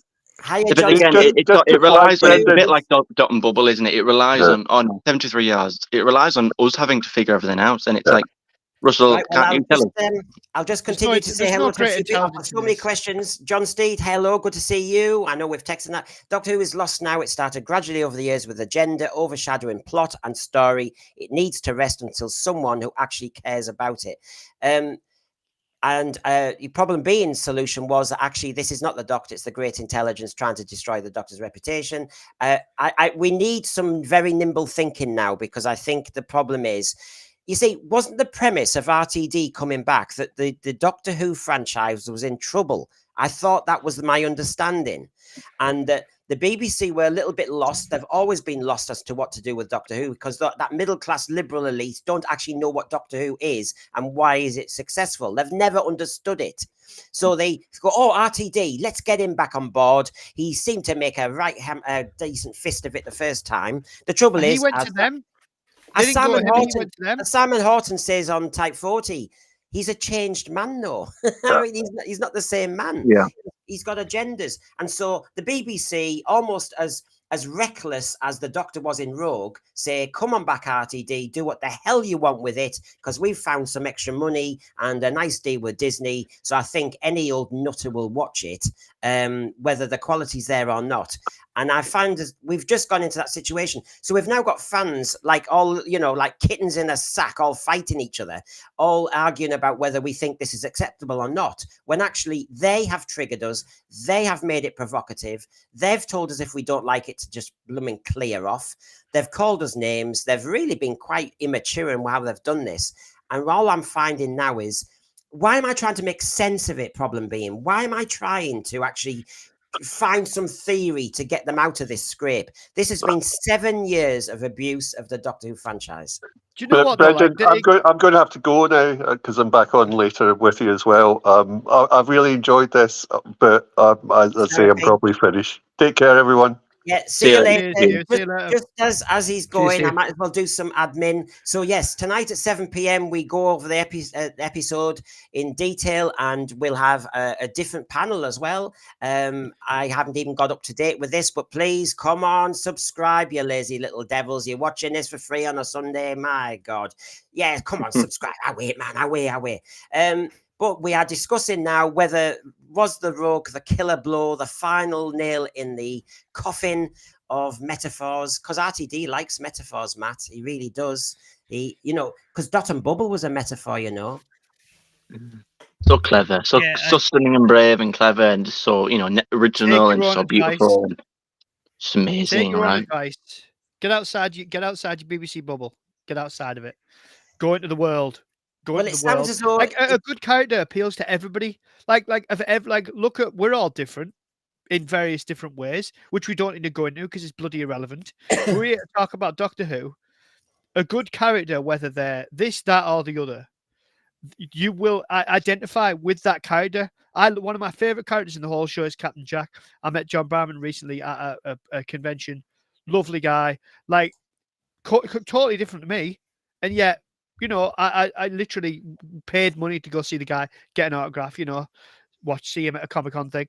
This is what I mean. This whole thing of you need to see exactly you. Well, I don't see many working class lads from the Northeast on television, but I'm not mourning about it. It's just I am. fact of, well, yeah, but this is the thing. So, it's such a reductive argument. I try and stay out of the politics and it's reductive. Yeah. This isn't helping anyone. If we want to have these kind of discussions about sexuality and this, that, and the other, it should be getting done in this country on those things, like the Prime Minister's debate. It shouldn't be getting done on the other channel on Doctor Who. You can have it in there as part and parcel of a story, as long as it makes sense and it works with the characters, and you're not ham-fisting it in. Do you think, because I've got Rob Fellows in the chat, funny enough, talking about those heads, and it's just interesting about this, whether there's some kind of sleight of hand going on. The chat says it was funny that they jumbled up all the Doctor order, and in this timeline, should have had a few thousand more. I mean, I was glad. Yeah, why aren't the Morbius doctors? Why aren't they there? Why aren't they? And that little young black child. Why isn't she on there? Why isn't everybody on there? Why aren't I on there? Am I not a doctor now? Probably didn't see in some myself. point in some I didn't see universe somewhere. myself. Yes, I wasn't represented. So yes, we've got that, and then Rob Fellows says, "Showing old faces had a point for the 50th in Day of the Doctor, but this is just being done to pervert canon." So you've got a few views on that faces, and you mentioned it, Cinnamon, about the order was different. I wonder if that is to actually just blur it all together. Yeah. I'll show you a popular Doctor and an unpopular Doctor, and it's something that's dubious with canon. I'll slot them all in between the goodies, and you're just going to have to accept the lot, because if so-and-so's next to William Hartnell, if That's what I so-and-so mean. Like if they did it in order and they had William Hartnell and then like the Fugitive Doctor was the last one, and then after that again, that would just fuel the ammunition, add more fuel to the fire, and it'd give us a talking point. So to sort of avoid all that, that's how I look at it. They've jumbled it up, so it's a little bit more obscure, just purely for that particular incarnation, really. Or Richard E. Grant's back as the Valiant.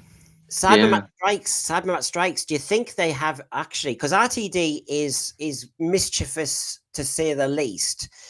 The order of Doctors done in that was because we're not going to get down into who's the original Doctor. He's not going to go there. He's going to blur the edges till in the end he goes, no, it's all a bit of a.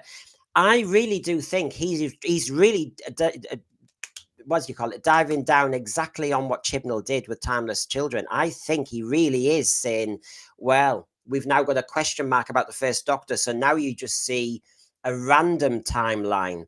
He is really pushing this. I think he's going to take it further and further and further. Cybermat Strikes. What happened to we don't talk about previous Doctors on set, Russell? Because that was again a tagline that we've been told about. That it's all about the future.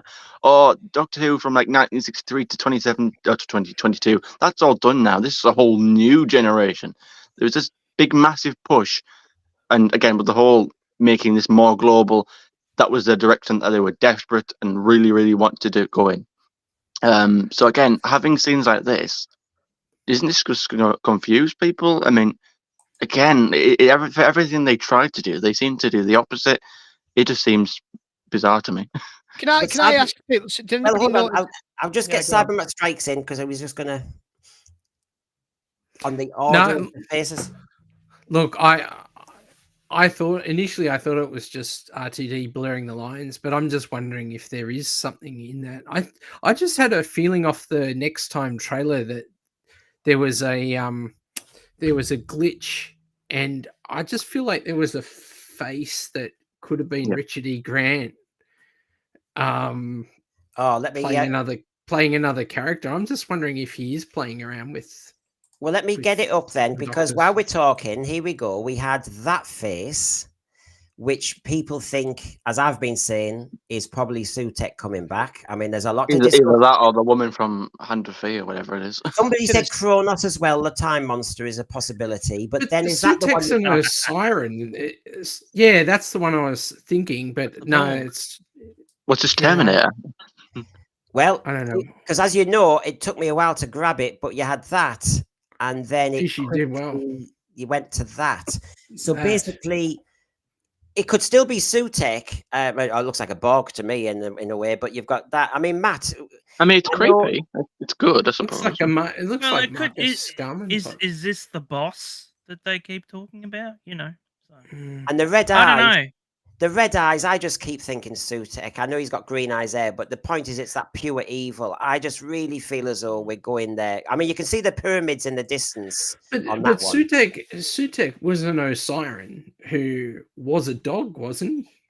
Yeah. Like he actually was a dog. So like he had the shape of a dog. So I don't know. I don't think it was a dog. I think it was some sort of... Oh, gosh. I'm trying to remember the name. What sort of thing it was. It wasn't quite a dog. It's a jackal? Jackal. Yeah.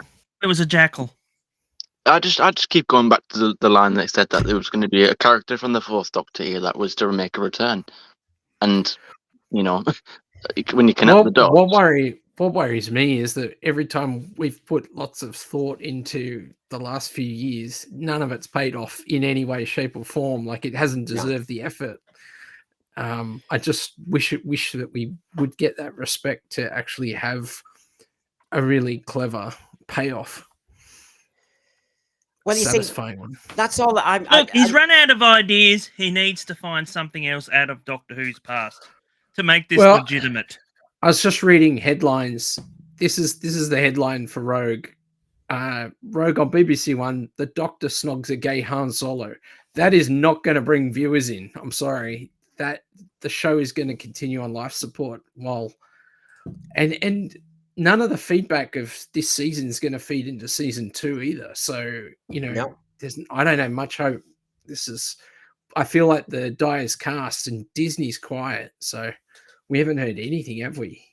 Did anybody else notice watching the episode that there was a string quartet version of Poker Face by Lady Gaga? Did anybody else notice that? Yeah, I thought, why are they playing that? Like, isn't that Bridgerton though? Bridgerton puts modern themes. I think I haven't watched Bridgerton, but I don't think it does. I mean, I've only seen the odd one. Why are we even doing Bridgerton? My mum watched it. I mean, I don't. Yeah, that's the point. Has anybody watched Bridgerton? Because it's really quite adult. It's very, very adult. What's it to do with very, Doctor very Who? adult. Nothing. It's like, why didn't they do something else? Like, what's that show that they did with Maggie Smith? The one, what's that other one? Downton Abbey. Yeah, I mean, why didn't they do Downton Abbey thing? Because that's BBC, isn't it? And that's more popular than this. This shows it's not aimed. It's aimed at they think this magical, mythical audience of millions and millions and millions of young people who like TikTok and short form and they know Bridgerton. Let's ham fist this in. I'm surprised it hasn't. Oh, actually, it has mentioned Love Island. I was about to say that. So yeah, it's just. I think it's playing into this whole idea. He's dumbing down what he thinks Generation Z like. I mean, I have to say he's not exactly respecting them. What he's doing is it is just cosplay. It's like this week Doctor Who's going to dress up. This week Doctor Who's going to play with babies. This week it's rubbish. This is not. And I know people will say Doctor Who's always done different genres. Yes, I know Brain of Morbius was Frankenstein, but it did it a lot better. Doctor Who doing. And Sarah didn't turn around and go, "Oh, yeah." But even in that story, he didn't have to constantly tell you, "Oh, yeah, but this is Frankenstein." I mean, again, this got into the territory like Space Babies, where the Doctor kept saying "Space Babies." If you take a shot every time Ruby says Bridgerton, or there's a Bridgerton reference. When there was the Doctor Who concert and RTD got up and he was interviewed, he mentioned, you remember, he nudged and winked and he was looking at Murray Gold off set and he said, maybe we should do a whole episode without dialogue and just do music. And you start to think, okay, whatever. But I've made a list here of all the programs since we got back. Right. Church on Ruby Road, music. Wild Blue Yonder, music was key. The Giggle, we had a musical extract. Devil's Cord, we had music all over the blooming place. Rogue, we had music again. This is really, really starting to say music has to be a key in nearly every episode. And it's changing the tone. It's changing the whole vibe of what Doctor Who's trying to do. We did on our midweek special, we did the time flash on the Web of Fear. And it took itself seriously. It was well executed. It was atmospheric. And Doctor Who, focus on scaring the kids. Focus on engaging drama.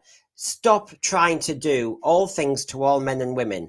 Do one thing well, because you're not doing anything well. You just it's scattergun approach at the moment. But the music thing, yeah, you did it once. Yeah, a bit of music. I remember listening to Britney Spears' Toxic when it was the end of the world, and you go, oh gosh, Doctor Who, that's a bit different. I did like that scene. I did think that was funny though. I did smile when he was dancing around and taking the mic with the whole, Kylie Minogue playing in the background. That didn't. Again, things like that, I don't have a problem with. You liked his gyrations, did you? Well, I didn't like the gyrating bit in terms of what it does for the character. Again, it's weird because it's conflicting because I liked a certain part of it, but I didn't like a certain part. I don't like what it does for the character, but I see that as, well, this is Russell all over, isn't it? In the end of the world. I mean, he probably wanted him to see him doing it. Because it's close enough to being a twerk, isn't it? That's my point. This seems like, oh, Russell, you've always wanted this, haven't you? This is your biggest dream all over. You finally got the Doctor you wanted, being the way that you wanted, and it's like, it's if you look at the definition of character assassination, there should be a little picture of the Doctor there, because that's not. Again, I can't see the Doctor aggressively flirting, making these comments. I mean, again, it wasn't even just a kiss; it was holding him around the back of the neck. where do you all stand on that? Because I'm going to ask you just about the Doctor's character. So, number one, he shouldn't be a sexual player. I've put on number 13, the Doctor's character is now diminished, weakened, and compromised. This is the problem. Is there a point to the Doctor's character? If you think of the specials, the Christmas, what we've had since, we've even had 2 Doctor Light episodes where he doesn't solve it, she solves it. Can I just ask you, when you're watching Doctor Who now, whether you're enjoying it or not, is there a point to the Doctor being in it? He's the worst bit in it. He's the worst aspect of it. The ratings go up when he's not in it, don't they? Yeah, the poor lad Shooty. He's had he's had a decent show. You watch Sex Education, and he's essentially playing the same character, almost word for word in some aspects. And you're kind of thinking they've promoted. You know, it's like somebody at work being promoted too high too quickly. He's not ready for it, I don't think. And that added on to the writing is horrendous. I mean, when you're looking back at the Whittaker era with misty-eyed, oh well, at least Chibnall was trying. It was terrible, and Whittaker wasn't great in the writer, but at least they were trying to do Doctor Who. They just didn't have the skill, wit, or cunning. And now like they seem to be going out of the way to just make a mess of it. And I'm a question about, because it's called Doctor Who. I mean, as Hugh said, it can look pretty, it can look well made, it can look lavish, it can look as though it's Downton Abbey done on the, it doesn't matter. The point is, why is the Doctor in it? Is anybody seeing why the Doctor's in it each week? They can't legitimize it any other way, can they? Can't be called Doctor Who if he's not in it. The resolutions like around Boom and like half the time he's crying, and then it's the story self-resolves, and then basically he immediately goes into arrogant mode and just starts going on about how he fixed it all, and he didn't even fix it. Like Boom, quite all the ones that he's been in. I mean, he wasn't in most of them, but the ones that he was in, he was incidental to the plot, really. And I mean, his values are off. The characterization is what I take issue with more than the sexuality stuff. I mean, he's making bad calls all over the shop. He's attacking, attacking soldiers and things, and then going on being best friends with bounty hunters. It just doesn't make any sense. That's the other thing. I didn't understand how he would be friends with a bounty hunter, because the way the Doctor is, I thought he'd be a bit moralistic about it, because that surely isn't the Doctor's vibe, that he would respect somebody doing it for money. I think he's thirsty. With all due respect, Brendan, I don't think he gave a shit what his occupation was. No, I don't think they got that far. I'm just saying. But even the whole like I've noted his last comments, and again, this was the sort of ADHD, nicking off thing that, the minute he starts to settle down, he just jumps up and carries on about, I've got to get out of here. And it's really quite jarring. I mean, yes, he wouldn't linger, but at the same time, like, it feels really forced, and you can see how traumatized he is. He's not healthy at all in terms of his mental health. Yeah, you see, this is it. The post-therapy Doctor, he's crying in every episode. He's emotionally fragile. He's chasing male characters. He's by chasing a male character, he forgot that he was actually safeguarding somebody, and he'd promised to look after somebody. I mean, if you really look at it, whether you think it looks pretty, the music's nice, the costumes are lovely, he's a horrible character. It's not a flaw. They're not flaws. It's awkward stuff, similar to like when Colin Baker choked out Perry. It's wrong. It's just, it needs to be put on. They're like, what's the word? Well, the quote here that I've got, the Doctor's attitude at the end of this episode. Anyway, it is what it is. Onwards, next, off we go. Yeah. Where shall we go? Anywhere. And then Ruby says, "Doctor, you don't have to be like this." I mean, she's the most balanced thing in the show at the moment. I don't know about that. Not after this episode. This episode, she lost me. She really did. I just thought, oh, you're just a dumb blonde. There's nothing with that character. There's nothing there. There's absolutely. I mean, look at before her, one of the most maligned companions would have been someone like Martha Jones, who gets zero credit. I love Martha Jones, and yet halfway through the series, almost at the end of a series, you know who that character is. Every single companion we've ever had, apart from maybe Geordie's, but let's not go there. You knew who that character was, or those characters were. You haven't got a clue who this lass is.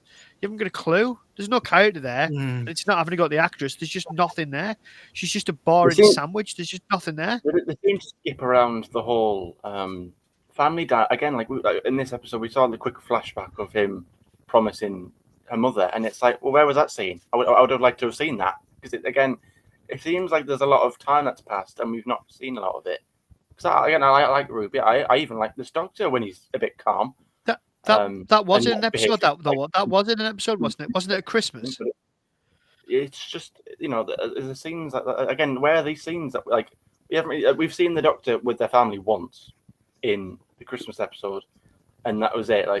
We've seen a few scenes of them here and there, but it's all been with Millie. Again, where are these scenes? I want to see these scenes, but we're not getting them. I think yeah. Well, I don't, but yeah. So you've got a Doctor's character who's compromised. I really do think weakened. Can I just say one of my other points? I mean, who's into Game of Thrones, House of Dragon? I am really looking forward to that coming back. Game of Thrones. Yeah, me too. Matt, that's quality. Left the House of Dragon, though. Yeah, what? I left the House of Dragon. It petered off for me at the end because I used to watch it with my mum, and when we actually were watching the end, and we just turned to each other and went, "That was shit." So we never actually went back because I thought, oh well, it's going down that route of agenda and all that sort of stuff. So I didn't watch House of Dragon. But, I might get into it. I don't know now, since there's no Doctor Who anymore. But the truth is, Doctor Who, if you put Doctor Who as Rogue, as Space Babies, beside, as a casual viewer, HBO's Game of Thrones or House of Dragon, or the new Harry Potter series, which won't be done on the cheap, well written. See, this is what's bothering me. Discovery of Witch is the same. They're all by proper writers. They're all done well. So you've got well made, which Doctor Who kind of is, with good stories. But RTD's been allowed a hobby horse. I don't think he's a good sci-fi writer. I don't think anymore his story writing skills are up to it. I think those two women last night, it was a right mess on. It was because Bridgerton is a Mickey take of Jane Austen novels. And so Doctor Who does a Mickey take of Bridgerton doing a skit on. I mean, this is so far from reality. It's stupid. This is not a historical. This is just a joke. Yeah, I think the difference between Game of Thrones and Doctor Who is that Doctor Who isn't an epic series, and obviously Russell can't write epic at all. Anything epic, he can't, unless he has to write across how many episodes. So how many episodes? Just make a story arc. But he can't. If you look at every single episode, it's been insular. It's been very confined. So he can't see anything outside.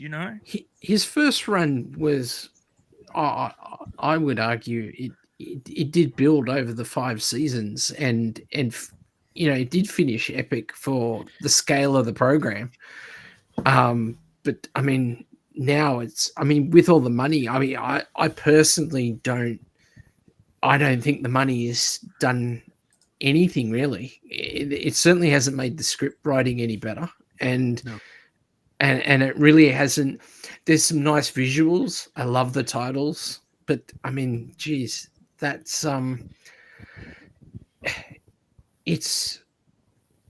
you don't need money to do Doctor Who. You need well-written character-driven plots and scripts. And that's what Russell Davies said. Always done better with less money. Yeah. Less money, yeah, less money. Because it makes you creative. You've got to come up with ways out of it. We've all been enjoying recently. I'm sure we've all been enjoying recently the season 15 release, Horror of Fan Rock. You just base it in one. I mean, come on, the sets were small because they had to be. They were emulating a lighthouse. Whether it was in the 70s, the Rutan wasn't outstanding, but my belief was suspended as a kid watching it. That's all you needed. That is all you needed. If kids can play Minecraft and Roblox, they don't need the. I mean, I grew up with more advanced games than what the kids today play, and it's not the graphics anymore.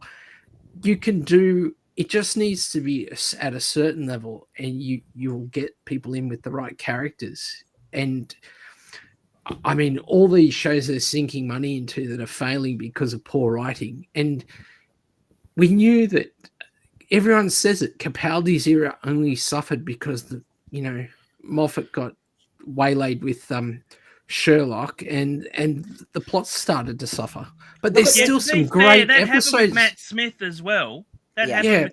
There's still some great episodes in there by today's standards. When you go in, even season 10 that gets torn a new one all the time. And he spread himself too thin. He really did. Yeah. Look at this.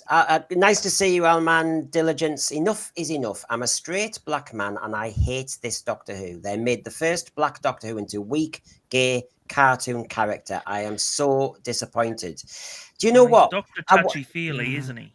Yeah, and this is what I mean. If you're going to do all this positive representation, make sure your first example of positive representation doesn't take us down some blind alley. I mean, Jodie Whittaker, for good or bad, was the first female Doctor, but she was given poor scripts, poor stories, and not a very good characterization. So in the end, the first female Doctor was a bad representation for a female Doctor. And yes, I can see what you're saying. The first black Doctor, which it shouldn't be an issue, but has been badly presented. Yeah, I think I would have rather seen the Joanna Lumley Doctor or the Joe Martin Doctor. I think there was more character in Joe Martin than there was in Jodie. And I know that's a hot take, but... No, a lot of people do I say... I call her the insert Doctor. I don't see her as a Doctor at all. Well, she's at least a character in her own right. The problem and being even then, I want a Doctor. If you're going to put a female Doctor in there, have an actress that actually acts like a woman instead of just acting like a tomboy or anything like that. Okay? Yeah. Can I just say for a second, because problem being asked us a few moments ago, we did the ratings discussion earlier, but it is the big question. Do you think episode 7 will fall below 2 million? I don't. Maybe not this season, but maybe next season. Because we're building it up to a climax, and now, for good or bad, Sutek. Well, I'll tune in to see if it is or isn't. I honestly think that this is going to damage. This is going to damage the brand of Doctor Who. Once I've started seeing videos now of people covering this, and I really think it's gonna affect the future of Doctor Who from now on. Well, it will. It will. There is no future. Everybody that's going to see this now and going to watch it, and a lot of people aren't into that stuff. I'm sorry, they're not. No. They're going to go. If I'm going to watch an episode of Doctor Who, is there going to be more male on male kissing? Well, one of my best mates words has never watched Doctor Who. He's not a geek. It's not his thing at all. He messaged me last night about Doctor Who. He's never mentioned it before. Because it's getting noticed by people who've never watched Doctor Who, but not in a good way. Not in I need to go watch this. It's more of a what on earth's this doing? What on earth's this? So we're heading back into like the pre-wilderness years where if you said you're a Doctor Who fan, people would look at you a bit funny and go, "Oh, ooh." That's already happening. That happened last year. Yeah, that's the first time ever. Last year with those 3 specials was the first time ever I've been embarrassed to be a Doctor Who fan ever, because it set us back so many years, having to be told, you're a man, you don't know nothing. Come on, You know, you just I was just like, no, you know, I just don't want to talk about Doctor Who, because if I say Doctor Who, people are going to laugh at me and go, you know, you got. And this is it, Matt. Look at what Dada the Base is saying. Classic Who was more cerebral compared to the current dross. It's all soap operatic, vapid, and rage baiting. That's all Russell can write, and for a while he could write it good, but I mean, he's been writing so many things. Sorry, mate. I've mentioned watching Star Trek Enterprise, which was like the much maligned the end of Star Trek, or at least as I see never it. maligned to me. Yeah, it's unbelievable. I'm watching the first series. I'm loving it. It's absolutely brilliant. Oh, you hadn't seen that before? Oh, well, I was only a kid. My dad probably watched it in the background, but I don't remember a thing. So I'm watching it, and I love about that era of Star Trek, and you know, Doctor Who kind of alluded to it a lot when you're younger, and the original kind of RTD era did as well, and bits of Moffat's era. That you know, we'll get past these silly differences. We'll get past these prejudices. We'll get past this, you know. And yes, we need to tackle them now because it's modern. But you know, in the future, we'll get past all this. We'll get past all this crap and all this, you know, hate and whatnot, and we'll get past it. You know, it's okay. We're on our way there. You know, we'll get there. We've made big strides. No one was getting like ostracized and like that. And like, I love that message for science fiction of, don't get me wrong, I love a bit of Tortured Children of Earth. But, you know, you watch it and you think, actually, that's what Doctor Who should be saying, that, like, it should be emanating that message, you know, not, you know, inherent message, not an overt message, inherent message of, no matter who you are, this show, you can watch it and there'll be something for you. But it's lost that positivity. It's not emanating positivity anymore. I mean, it could say it is as much as it wants. Well, that's because it's sank into soap opera territory, which is soap operas. The cliffhanger basically is, one of the characters has cancer next week, or one of the characters is getting married, or there's a christening that's going to go wrong, all that kind of palaver, and it just goes on and on and on forever. And all we've got Doctor Who doing now is, I assume, is find me. That the Doctor's quest in his life will be to find the fella who fell down the trapdoor of hell. That's it. That is the soap opera left. Well, I think it's harsh on. So I think that's harsh on soap operas. I think RTD's first run, which I loved, I grew up with, and I mean, cinema have talked about. I love that era for better or for worse. And you've got parts of that where it went a bit soap opera. You know, I loved the whole thing with Doctor and Rose, and I know a lot of people didn't, and that's fair enough. But it was never at this level where, I mean, you've got to look, even in the Whittaker era, when you looked at like YouTube, for example, it was kind of half and half. People loved it or they hated it. You know, or you know, at the minute, it seems to have tipped. I'm not seeing many people who are like, oh, I love this. A couple of people that I know I podcast with have loved it. And I think, great, if it does something for you, then fantastic. But it's not going to survive on these few people watching. It just isn't. Do you think Disney will reconsider its? Well, not reconsider its deal. It's done the 2-year deal. Do you think, because Disney loves the DEI and all the rest of it, do you think Disney will be bothered about all this reaction and are bothered about the ratings where they are? We've seen the Nielsen figures. It's not done very well recently. You know what? I've actually noticed that they seem to be more into their Star Wars stuff lately. They haven't been promoting Doctor Who at all. Yeah, I think it's since that initial, you know, putting it on trains and all that silly stuff. You know, having the whole gamut thing. Yeah. I don't think it's worked out for them. I think it's pretty much landed flat on their faces. And I honestly, I don't think. I mean, when they're releasing the figures for their new Star Wars show, and yet we haven't seen any of this Doctor Who. Come on. Well, advertising. This is the thing. I've seen a lot about the advertising and the subway train and all that kind of thing. You could put Doctor Who on every single billboard on every street corner in England, but the minute people turn it on and watch 5 minutes and go, nah, get this off, it's rubbish. You know. No, they put him on a bus. Did they? Oh, well, not up here. They didn't. Yeah, they put him on a bus. He was riding a double-decker bus for a while. That was it. Well, that'll be down London somewhere. Won't be up here. Well, Andy Gledhill, nice to see you. Models and number fan of RTD Doctor Who. No fan of Doctor Who. Disney will not fund a third season, and Gatwa will soon announce he is quitting. So he's putting his money where his mouth is. I think they'll have a farewell. I think they'll do a farewell. On there, really, because the BBC, they've already got your money. But the Disney, again, they're the one that are paying to have this on their platform. They don't need to I be reckon the BBC. I reckon the BBC will pay for the third season just to sort of save face. Yeah, save face. Yeah, I reckon. Disney don't need to. If I was paying for something that wasn't worth having on my platform, or it's not making a difference on it, are they going to see? Are they getting their reward? Are they getting enough out of it to justify? Well, you're looking at it. You're looking at it from a logical point of view that we would look at it. Is this worth having on my podcast, YouTube channel, etc.? Are they looking at it like that? I know. Or they're looking at as well. That's what I mean. Would they with something like this? They're not getting any. But the thing is with Disney, they don't like. Do they? You just look at how their platform's done in terms of money, purely money. It's failed across the board, and you can say what you want. You kind of argue it whichever way you want, but they don't really. I don't think they're looking at Doctor Who think this is going to make us buckets of money. I don't know if I would argue, or you could argue it's not about that for them. I don't think, but I don't think they're just after content. That's all they're after. Is content. Yeah. Is this they've cut down on making their own shows, haven't they? So they're probably thinking, oh well, we'll get other shows that other people are making, and then we'll just sort of say, oh, we're part of it now as well.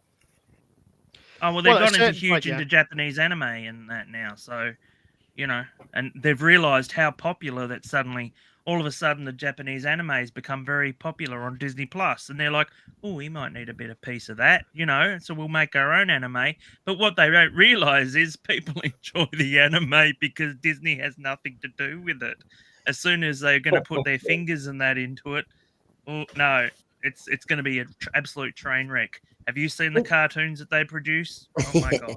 Do you think, as John Steed says, do you think Doctor Who is just going to end up being lost on the streaming platform? Just another show, just another, it's there. I think the wow factor will eventually lose its thing again. When we this talk isn't about going to age well. We were saying, did you think it'll drop before 1 million? Maybe next season again. Once the pizzazz of the new Doctor is gone, and we've had him for a season and a half or something, and again, even if Millie still leaves, I mean, I know they put out this big press release saying that she's still here, she's going to be with Radha Sethu, but is she still going to be there for the full second season, or is she just going to do the third episode and then leave? We still haven't really got a proper answer on that. And pure historical is saying, did RTD approach Disney like he did the BBC or did? Well, the story is, because I did it on one of my sense-free saloons, he actually discussed the fact that he said he was ambushed. He thought he was coming back just to do some of the specials with Catherine Tate and David Tennant. And he said when he was in that call, he was shocked that there were loads of high-up executives, higher than he expected, and they were discussing that they were going to approach Disney, and they needed somebody like him on board who understood Doctor Who. And when he heard Disney's name, he thought he needed to be a custodian of Doctor Who. I find that ironic now, because I feel as though he is, forget Sutek the Destroyer, RTD is the destroyer of Doctor Who in its iteration. They didn't need him. They didn't need him on board. They needed him on board as a name to say, look what we've got back. It's a selling point.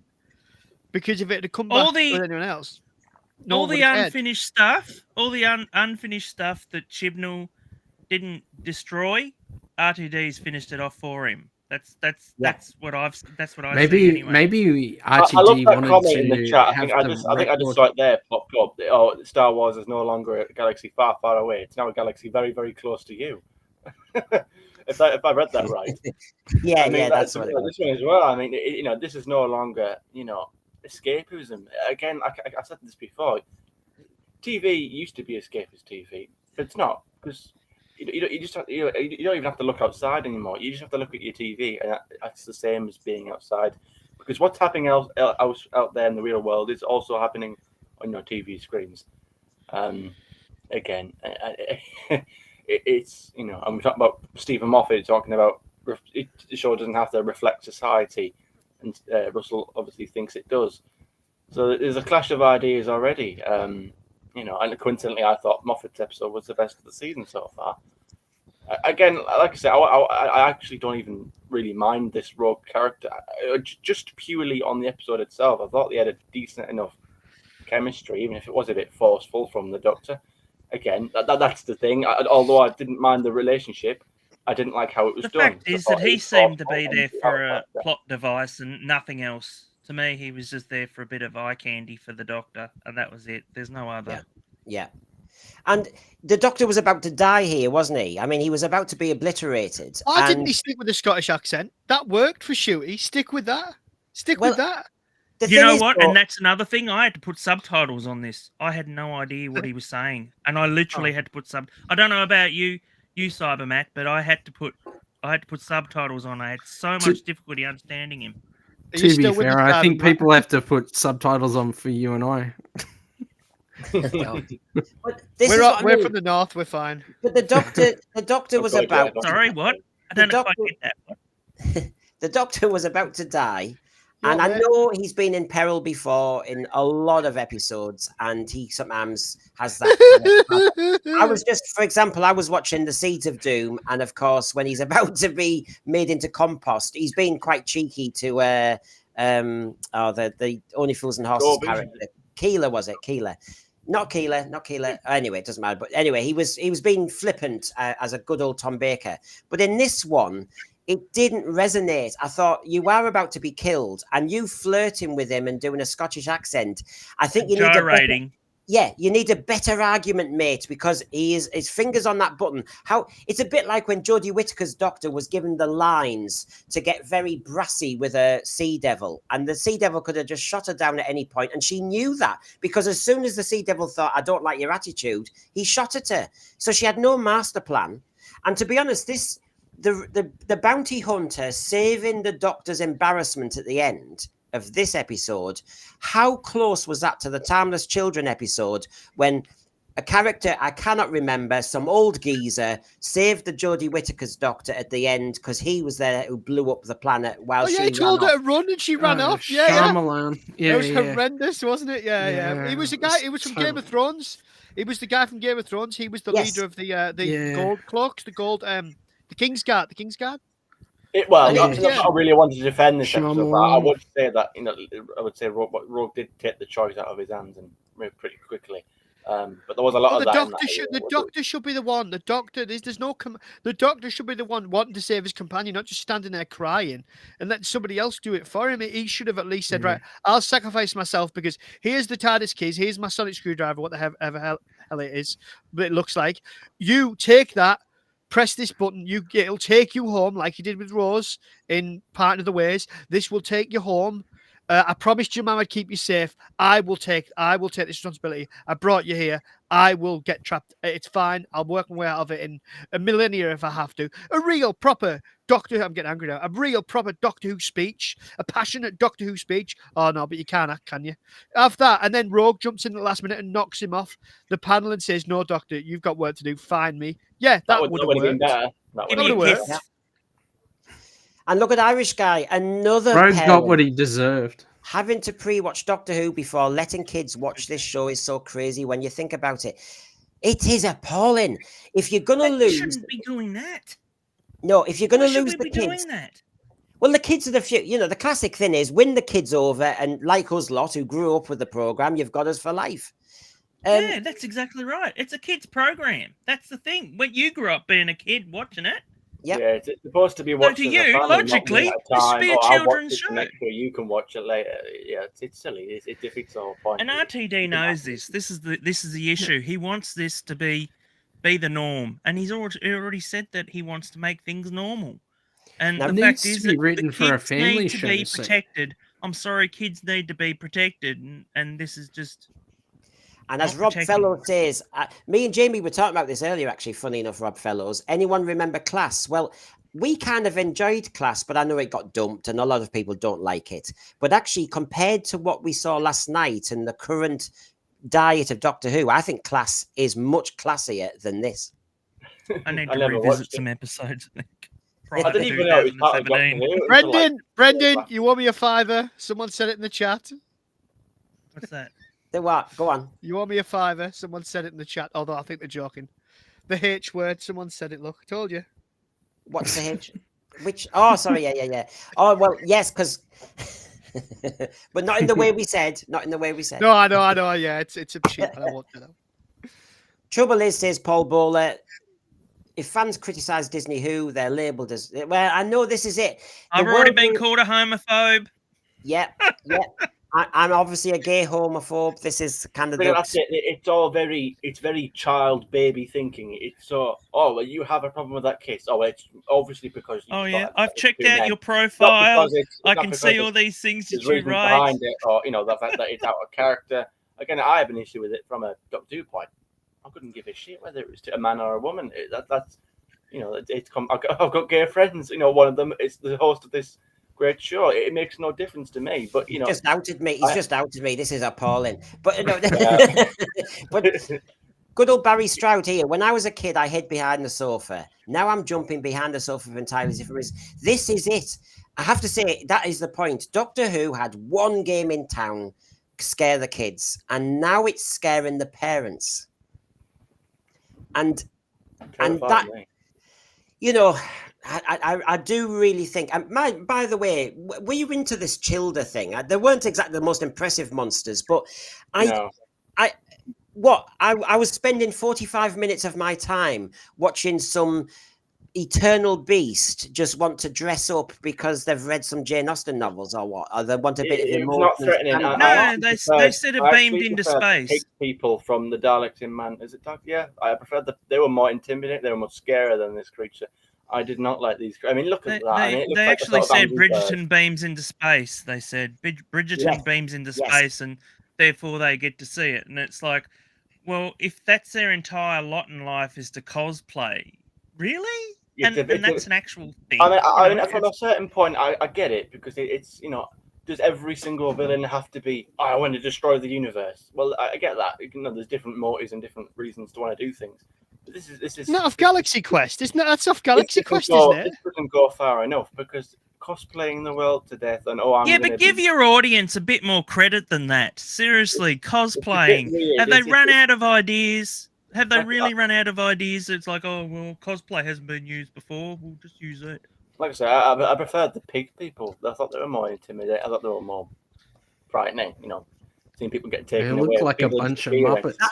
There's a trend in this season because it's Angry Birds. I wonder who that look remind me of. It's Angry Birds. Oh, you're right. You look at the bogeyman, don't you? You look at the bogeyman. Now, don't be racist. Frightening monster for a while, and then they sort of reveal that it's not. It kind of devalues it.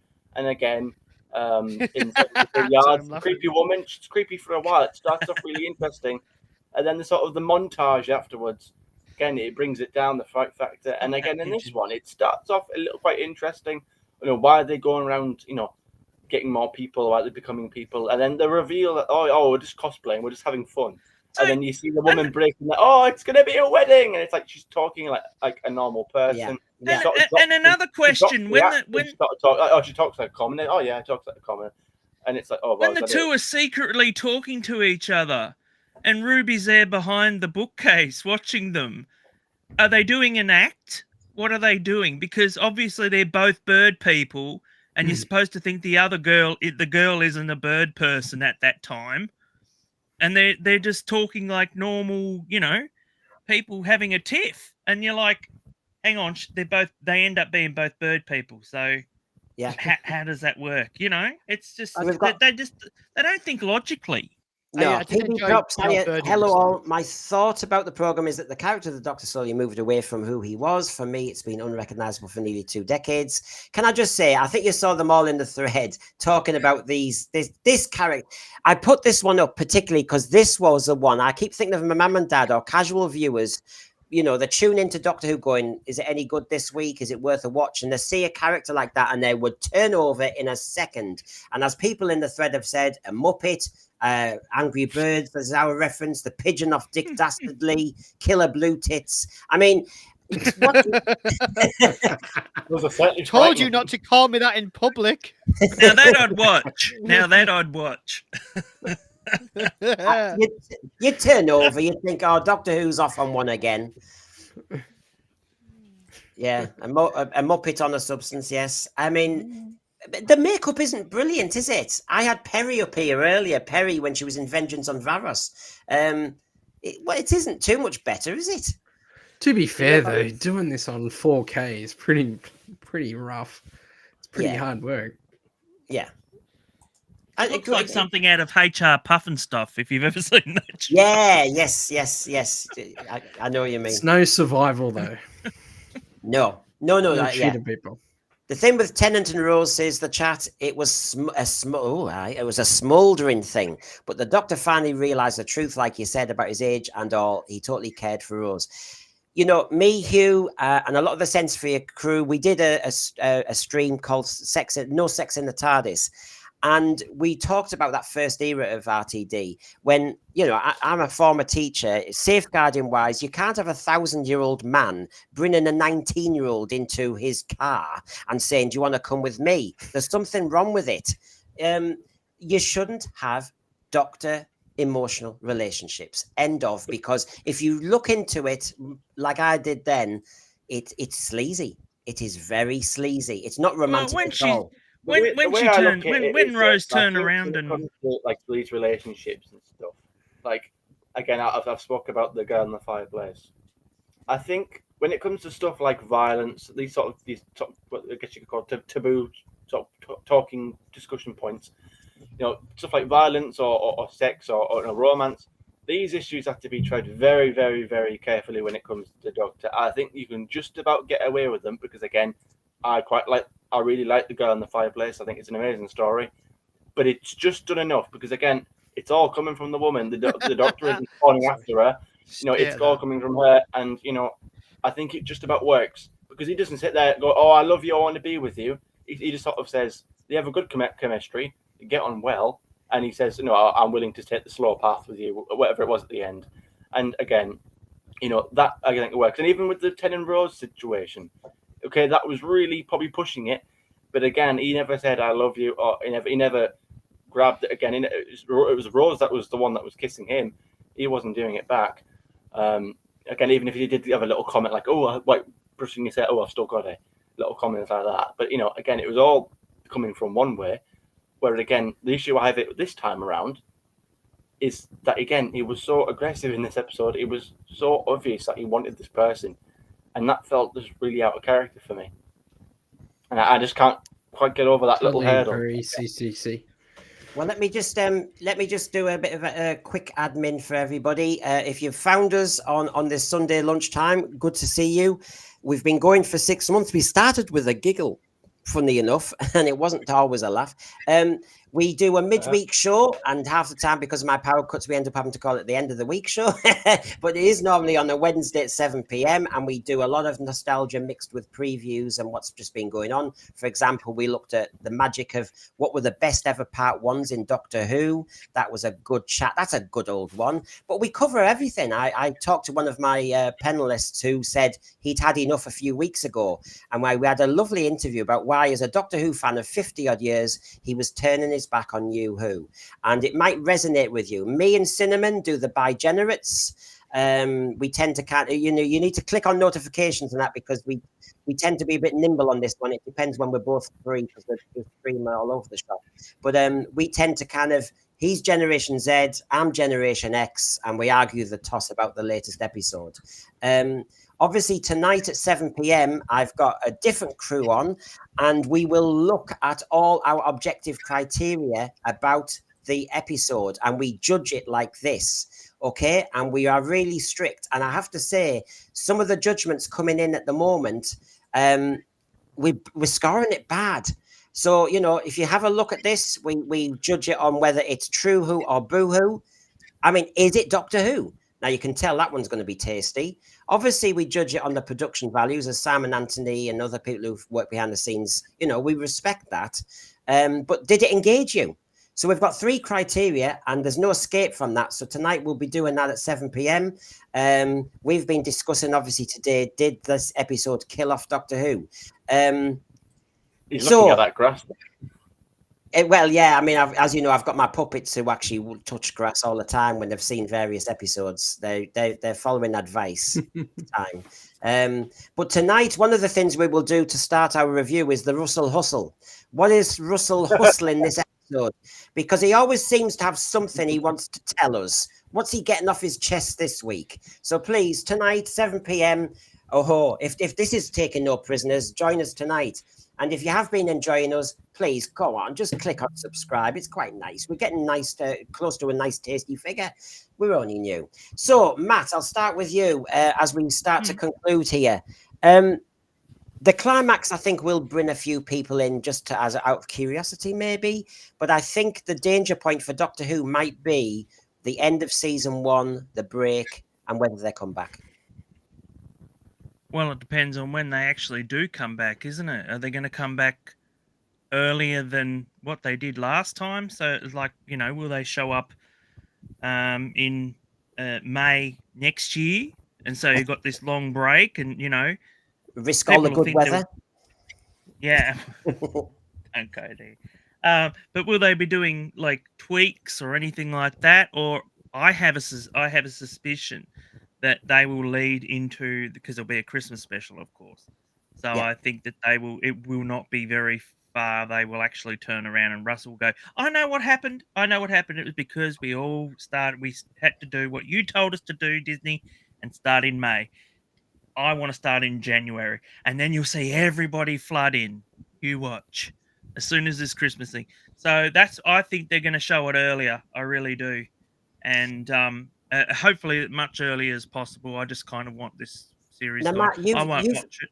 You know there's rumours out there, there's streams out there, whether people are just trying to get easy views. But, the rumour is that Russell T. Davies has had the pat on the back and told that that's it. But they'll make it look as though it's a nice, decent finish for him, and then they'll move on.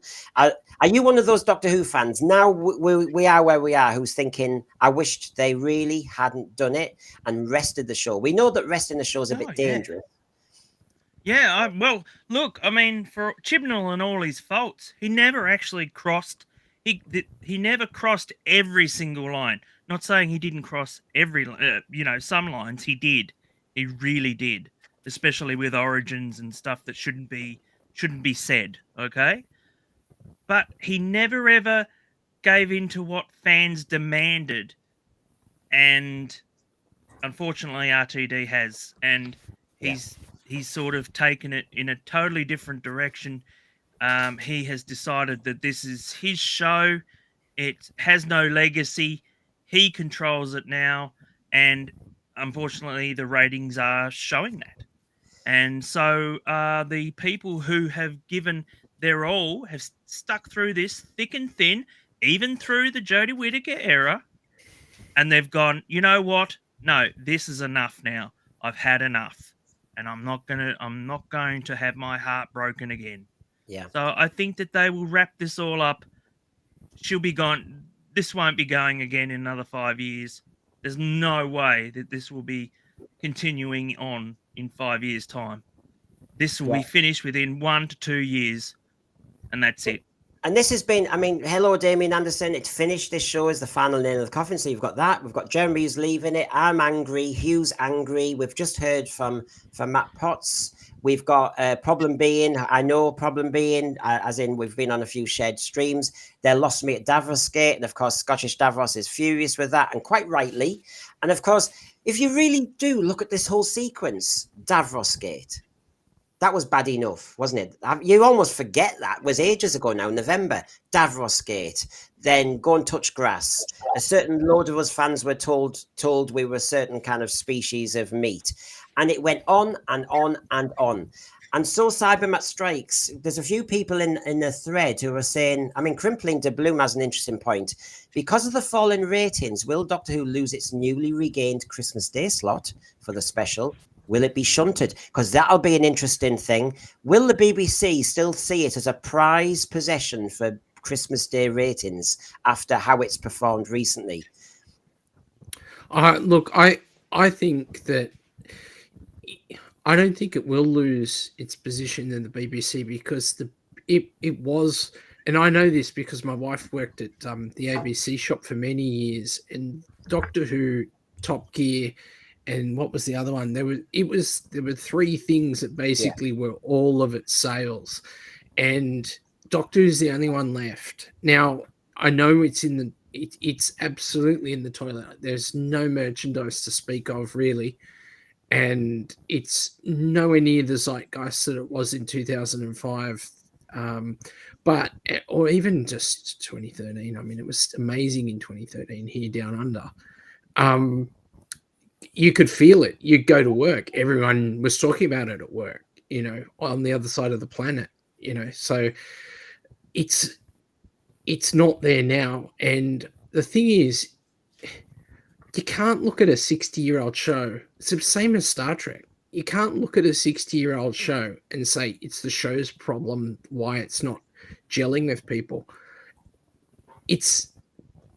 I don't think they know. I think Russell did actually believe in what he was doing. I do think he believes his own hype in terms of what a new audience wants.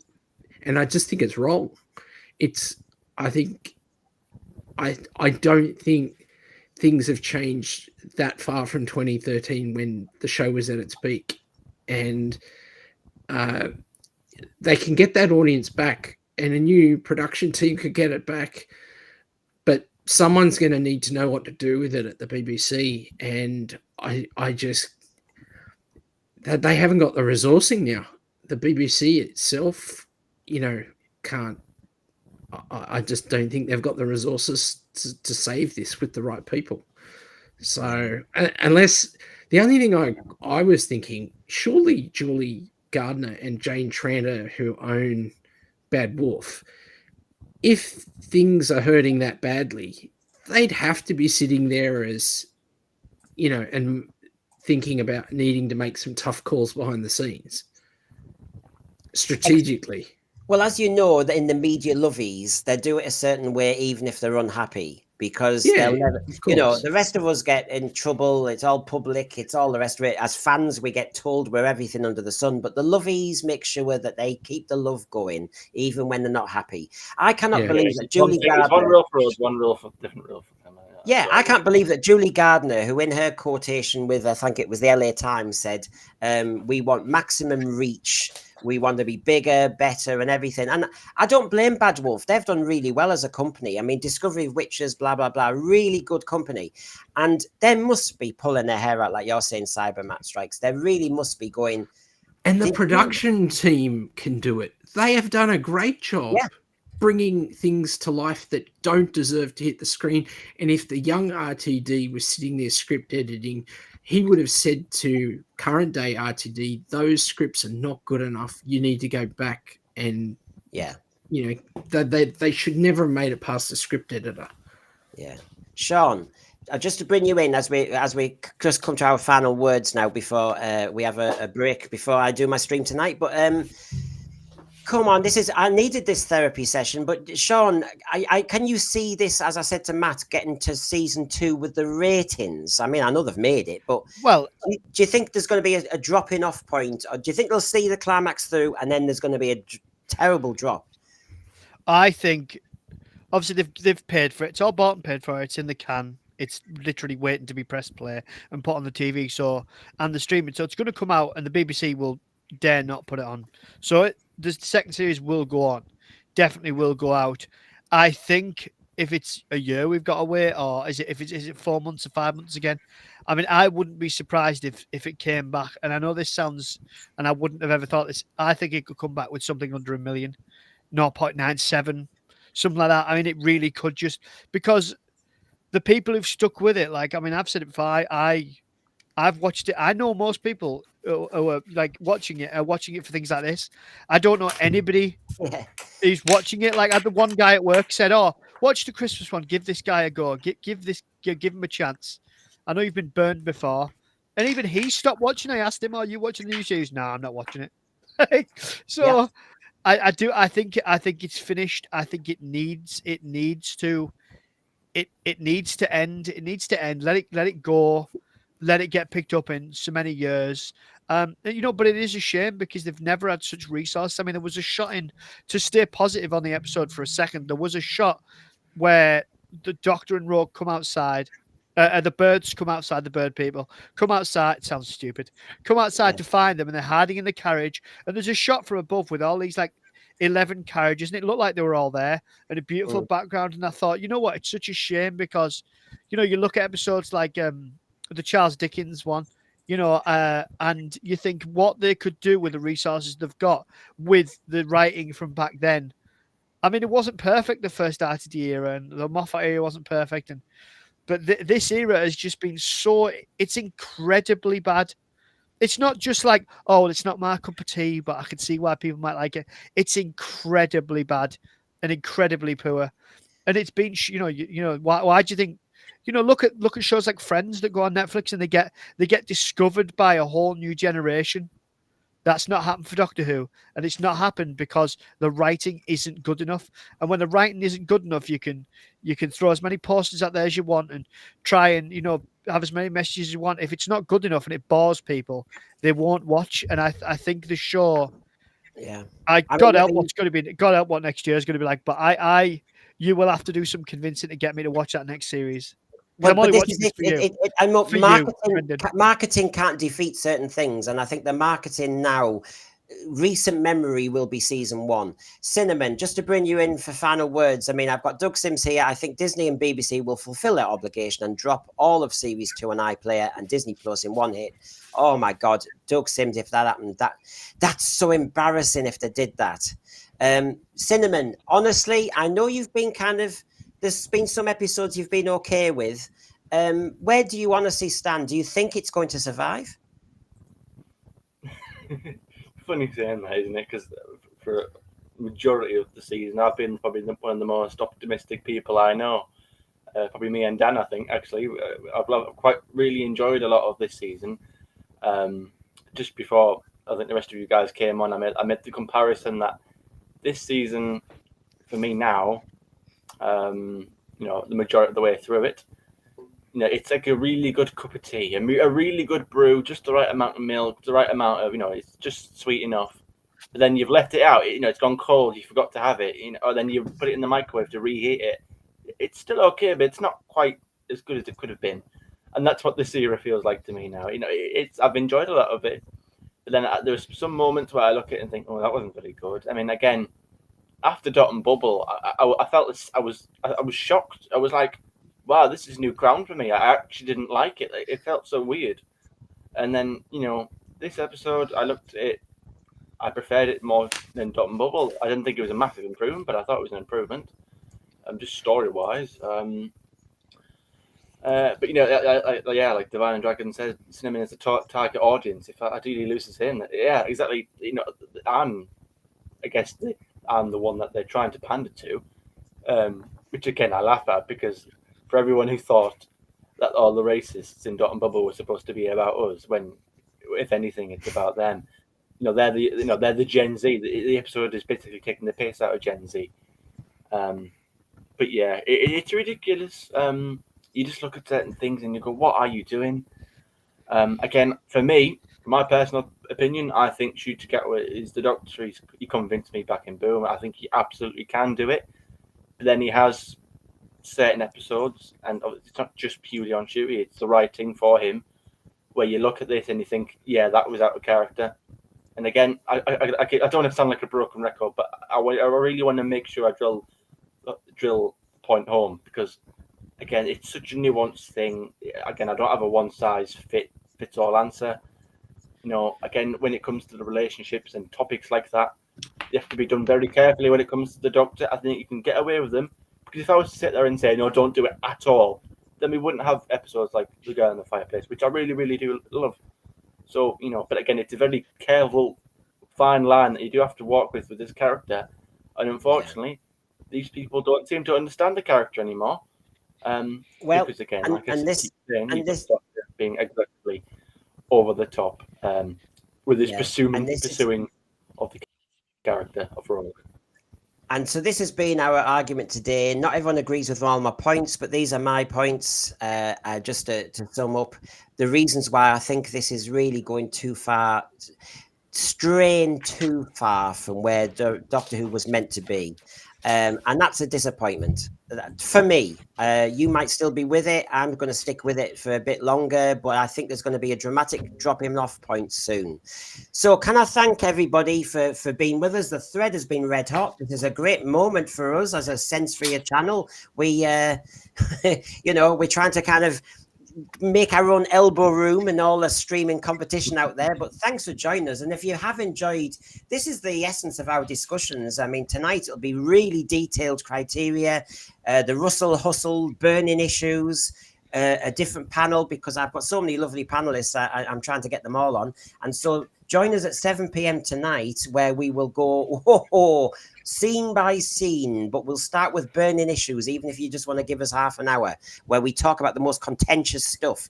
So thank you, Matt, for joining us in Tassie. All right, thank you. Go on, tell us, get us jealous. What's the weather been like in Tassie? We're in the middle of, we just started winter now. So yeah, but your winter compared, I know Tassie's, you know, I know you're a bit lower down in the southern hemisphere. I'm closer to Antarctica, so we get a little bit colder than Sydney, let's say. I will never understand that you have. I will never understand that you have Christmas in the heat in the summer. That it's like, yeah, it's like you're living in an alternate planet. I couldn't say it any other way, to be honest. I can't get used to it. Do you know what, though, Cinnamon? It's lovely. It's lovely. The thing is, and Cybermat and Strikes and Matt can tell us, because I've had Christmases there and I've also lived there for a fair bit. But you two know that, you know, these excuses you hear in Britain about the Doctor Who ratings and because it was a sunny day. You two will have been in the sun a lot and still watch Doctor Who. So that's a load of baloney, isn't it? Yeah. People will turn up for a good show. Yeah, there you go. I'll watch anything during any time of day.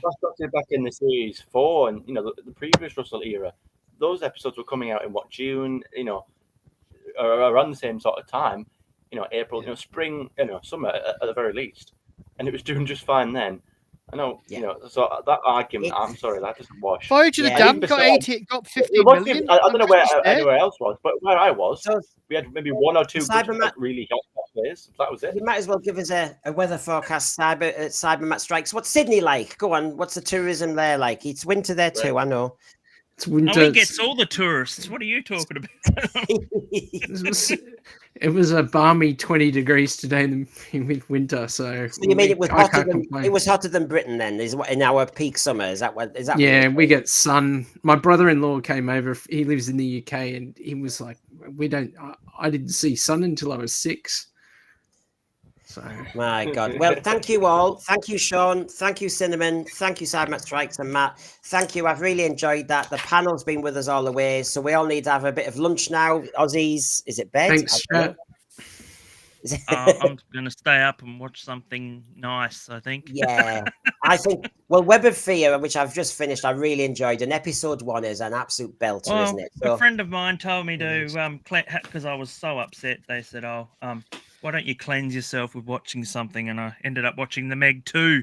So I really thoroughly enjoyed that. So, you know, it's always good to just do something that you want to enjoy, you know. Yeah. Well, let's enjoy. Thank you. I'd love to have you on again. Threads, subscriptions, and a thank you as well. So bye, everybody. See you later. Cheers, everyone. See you, everyone.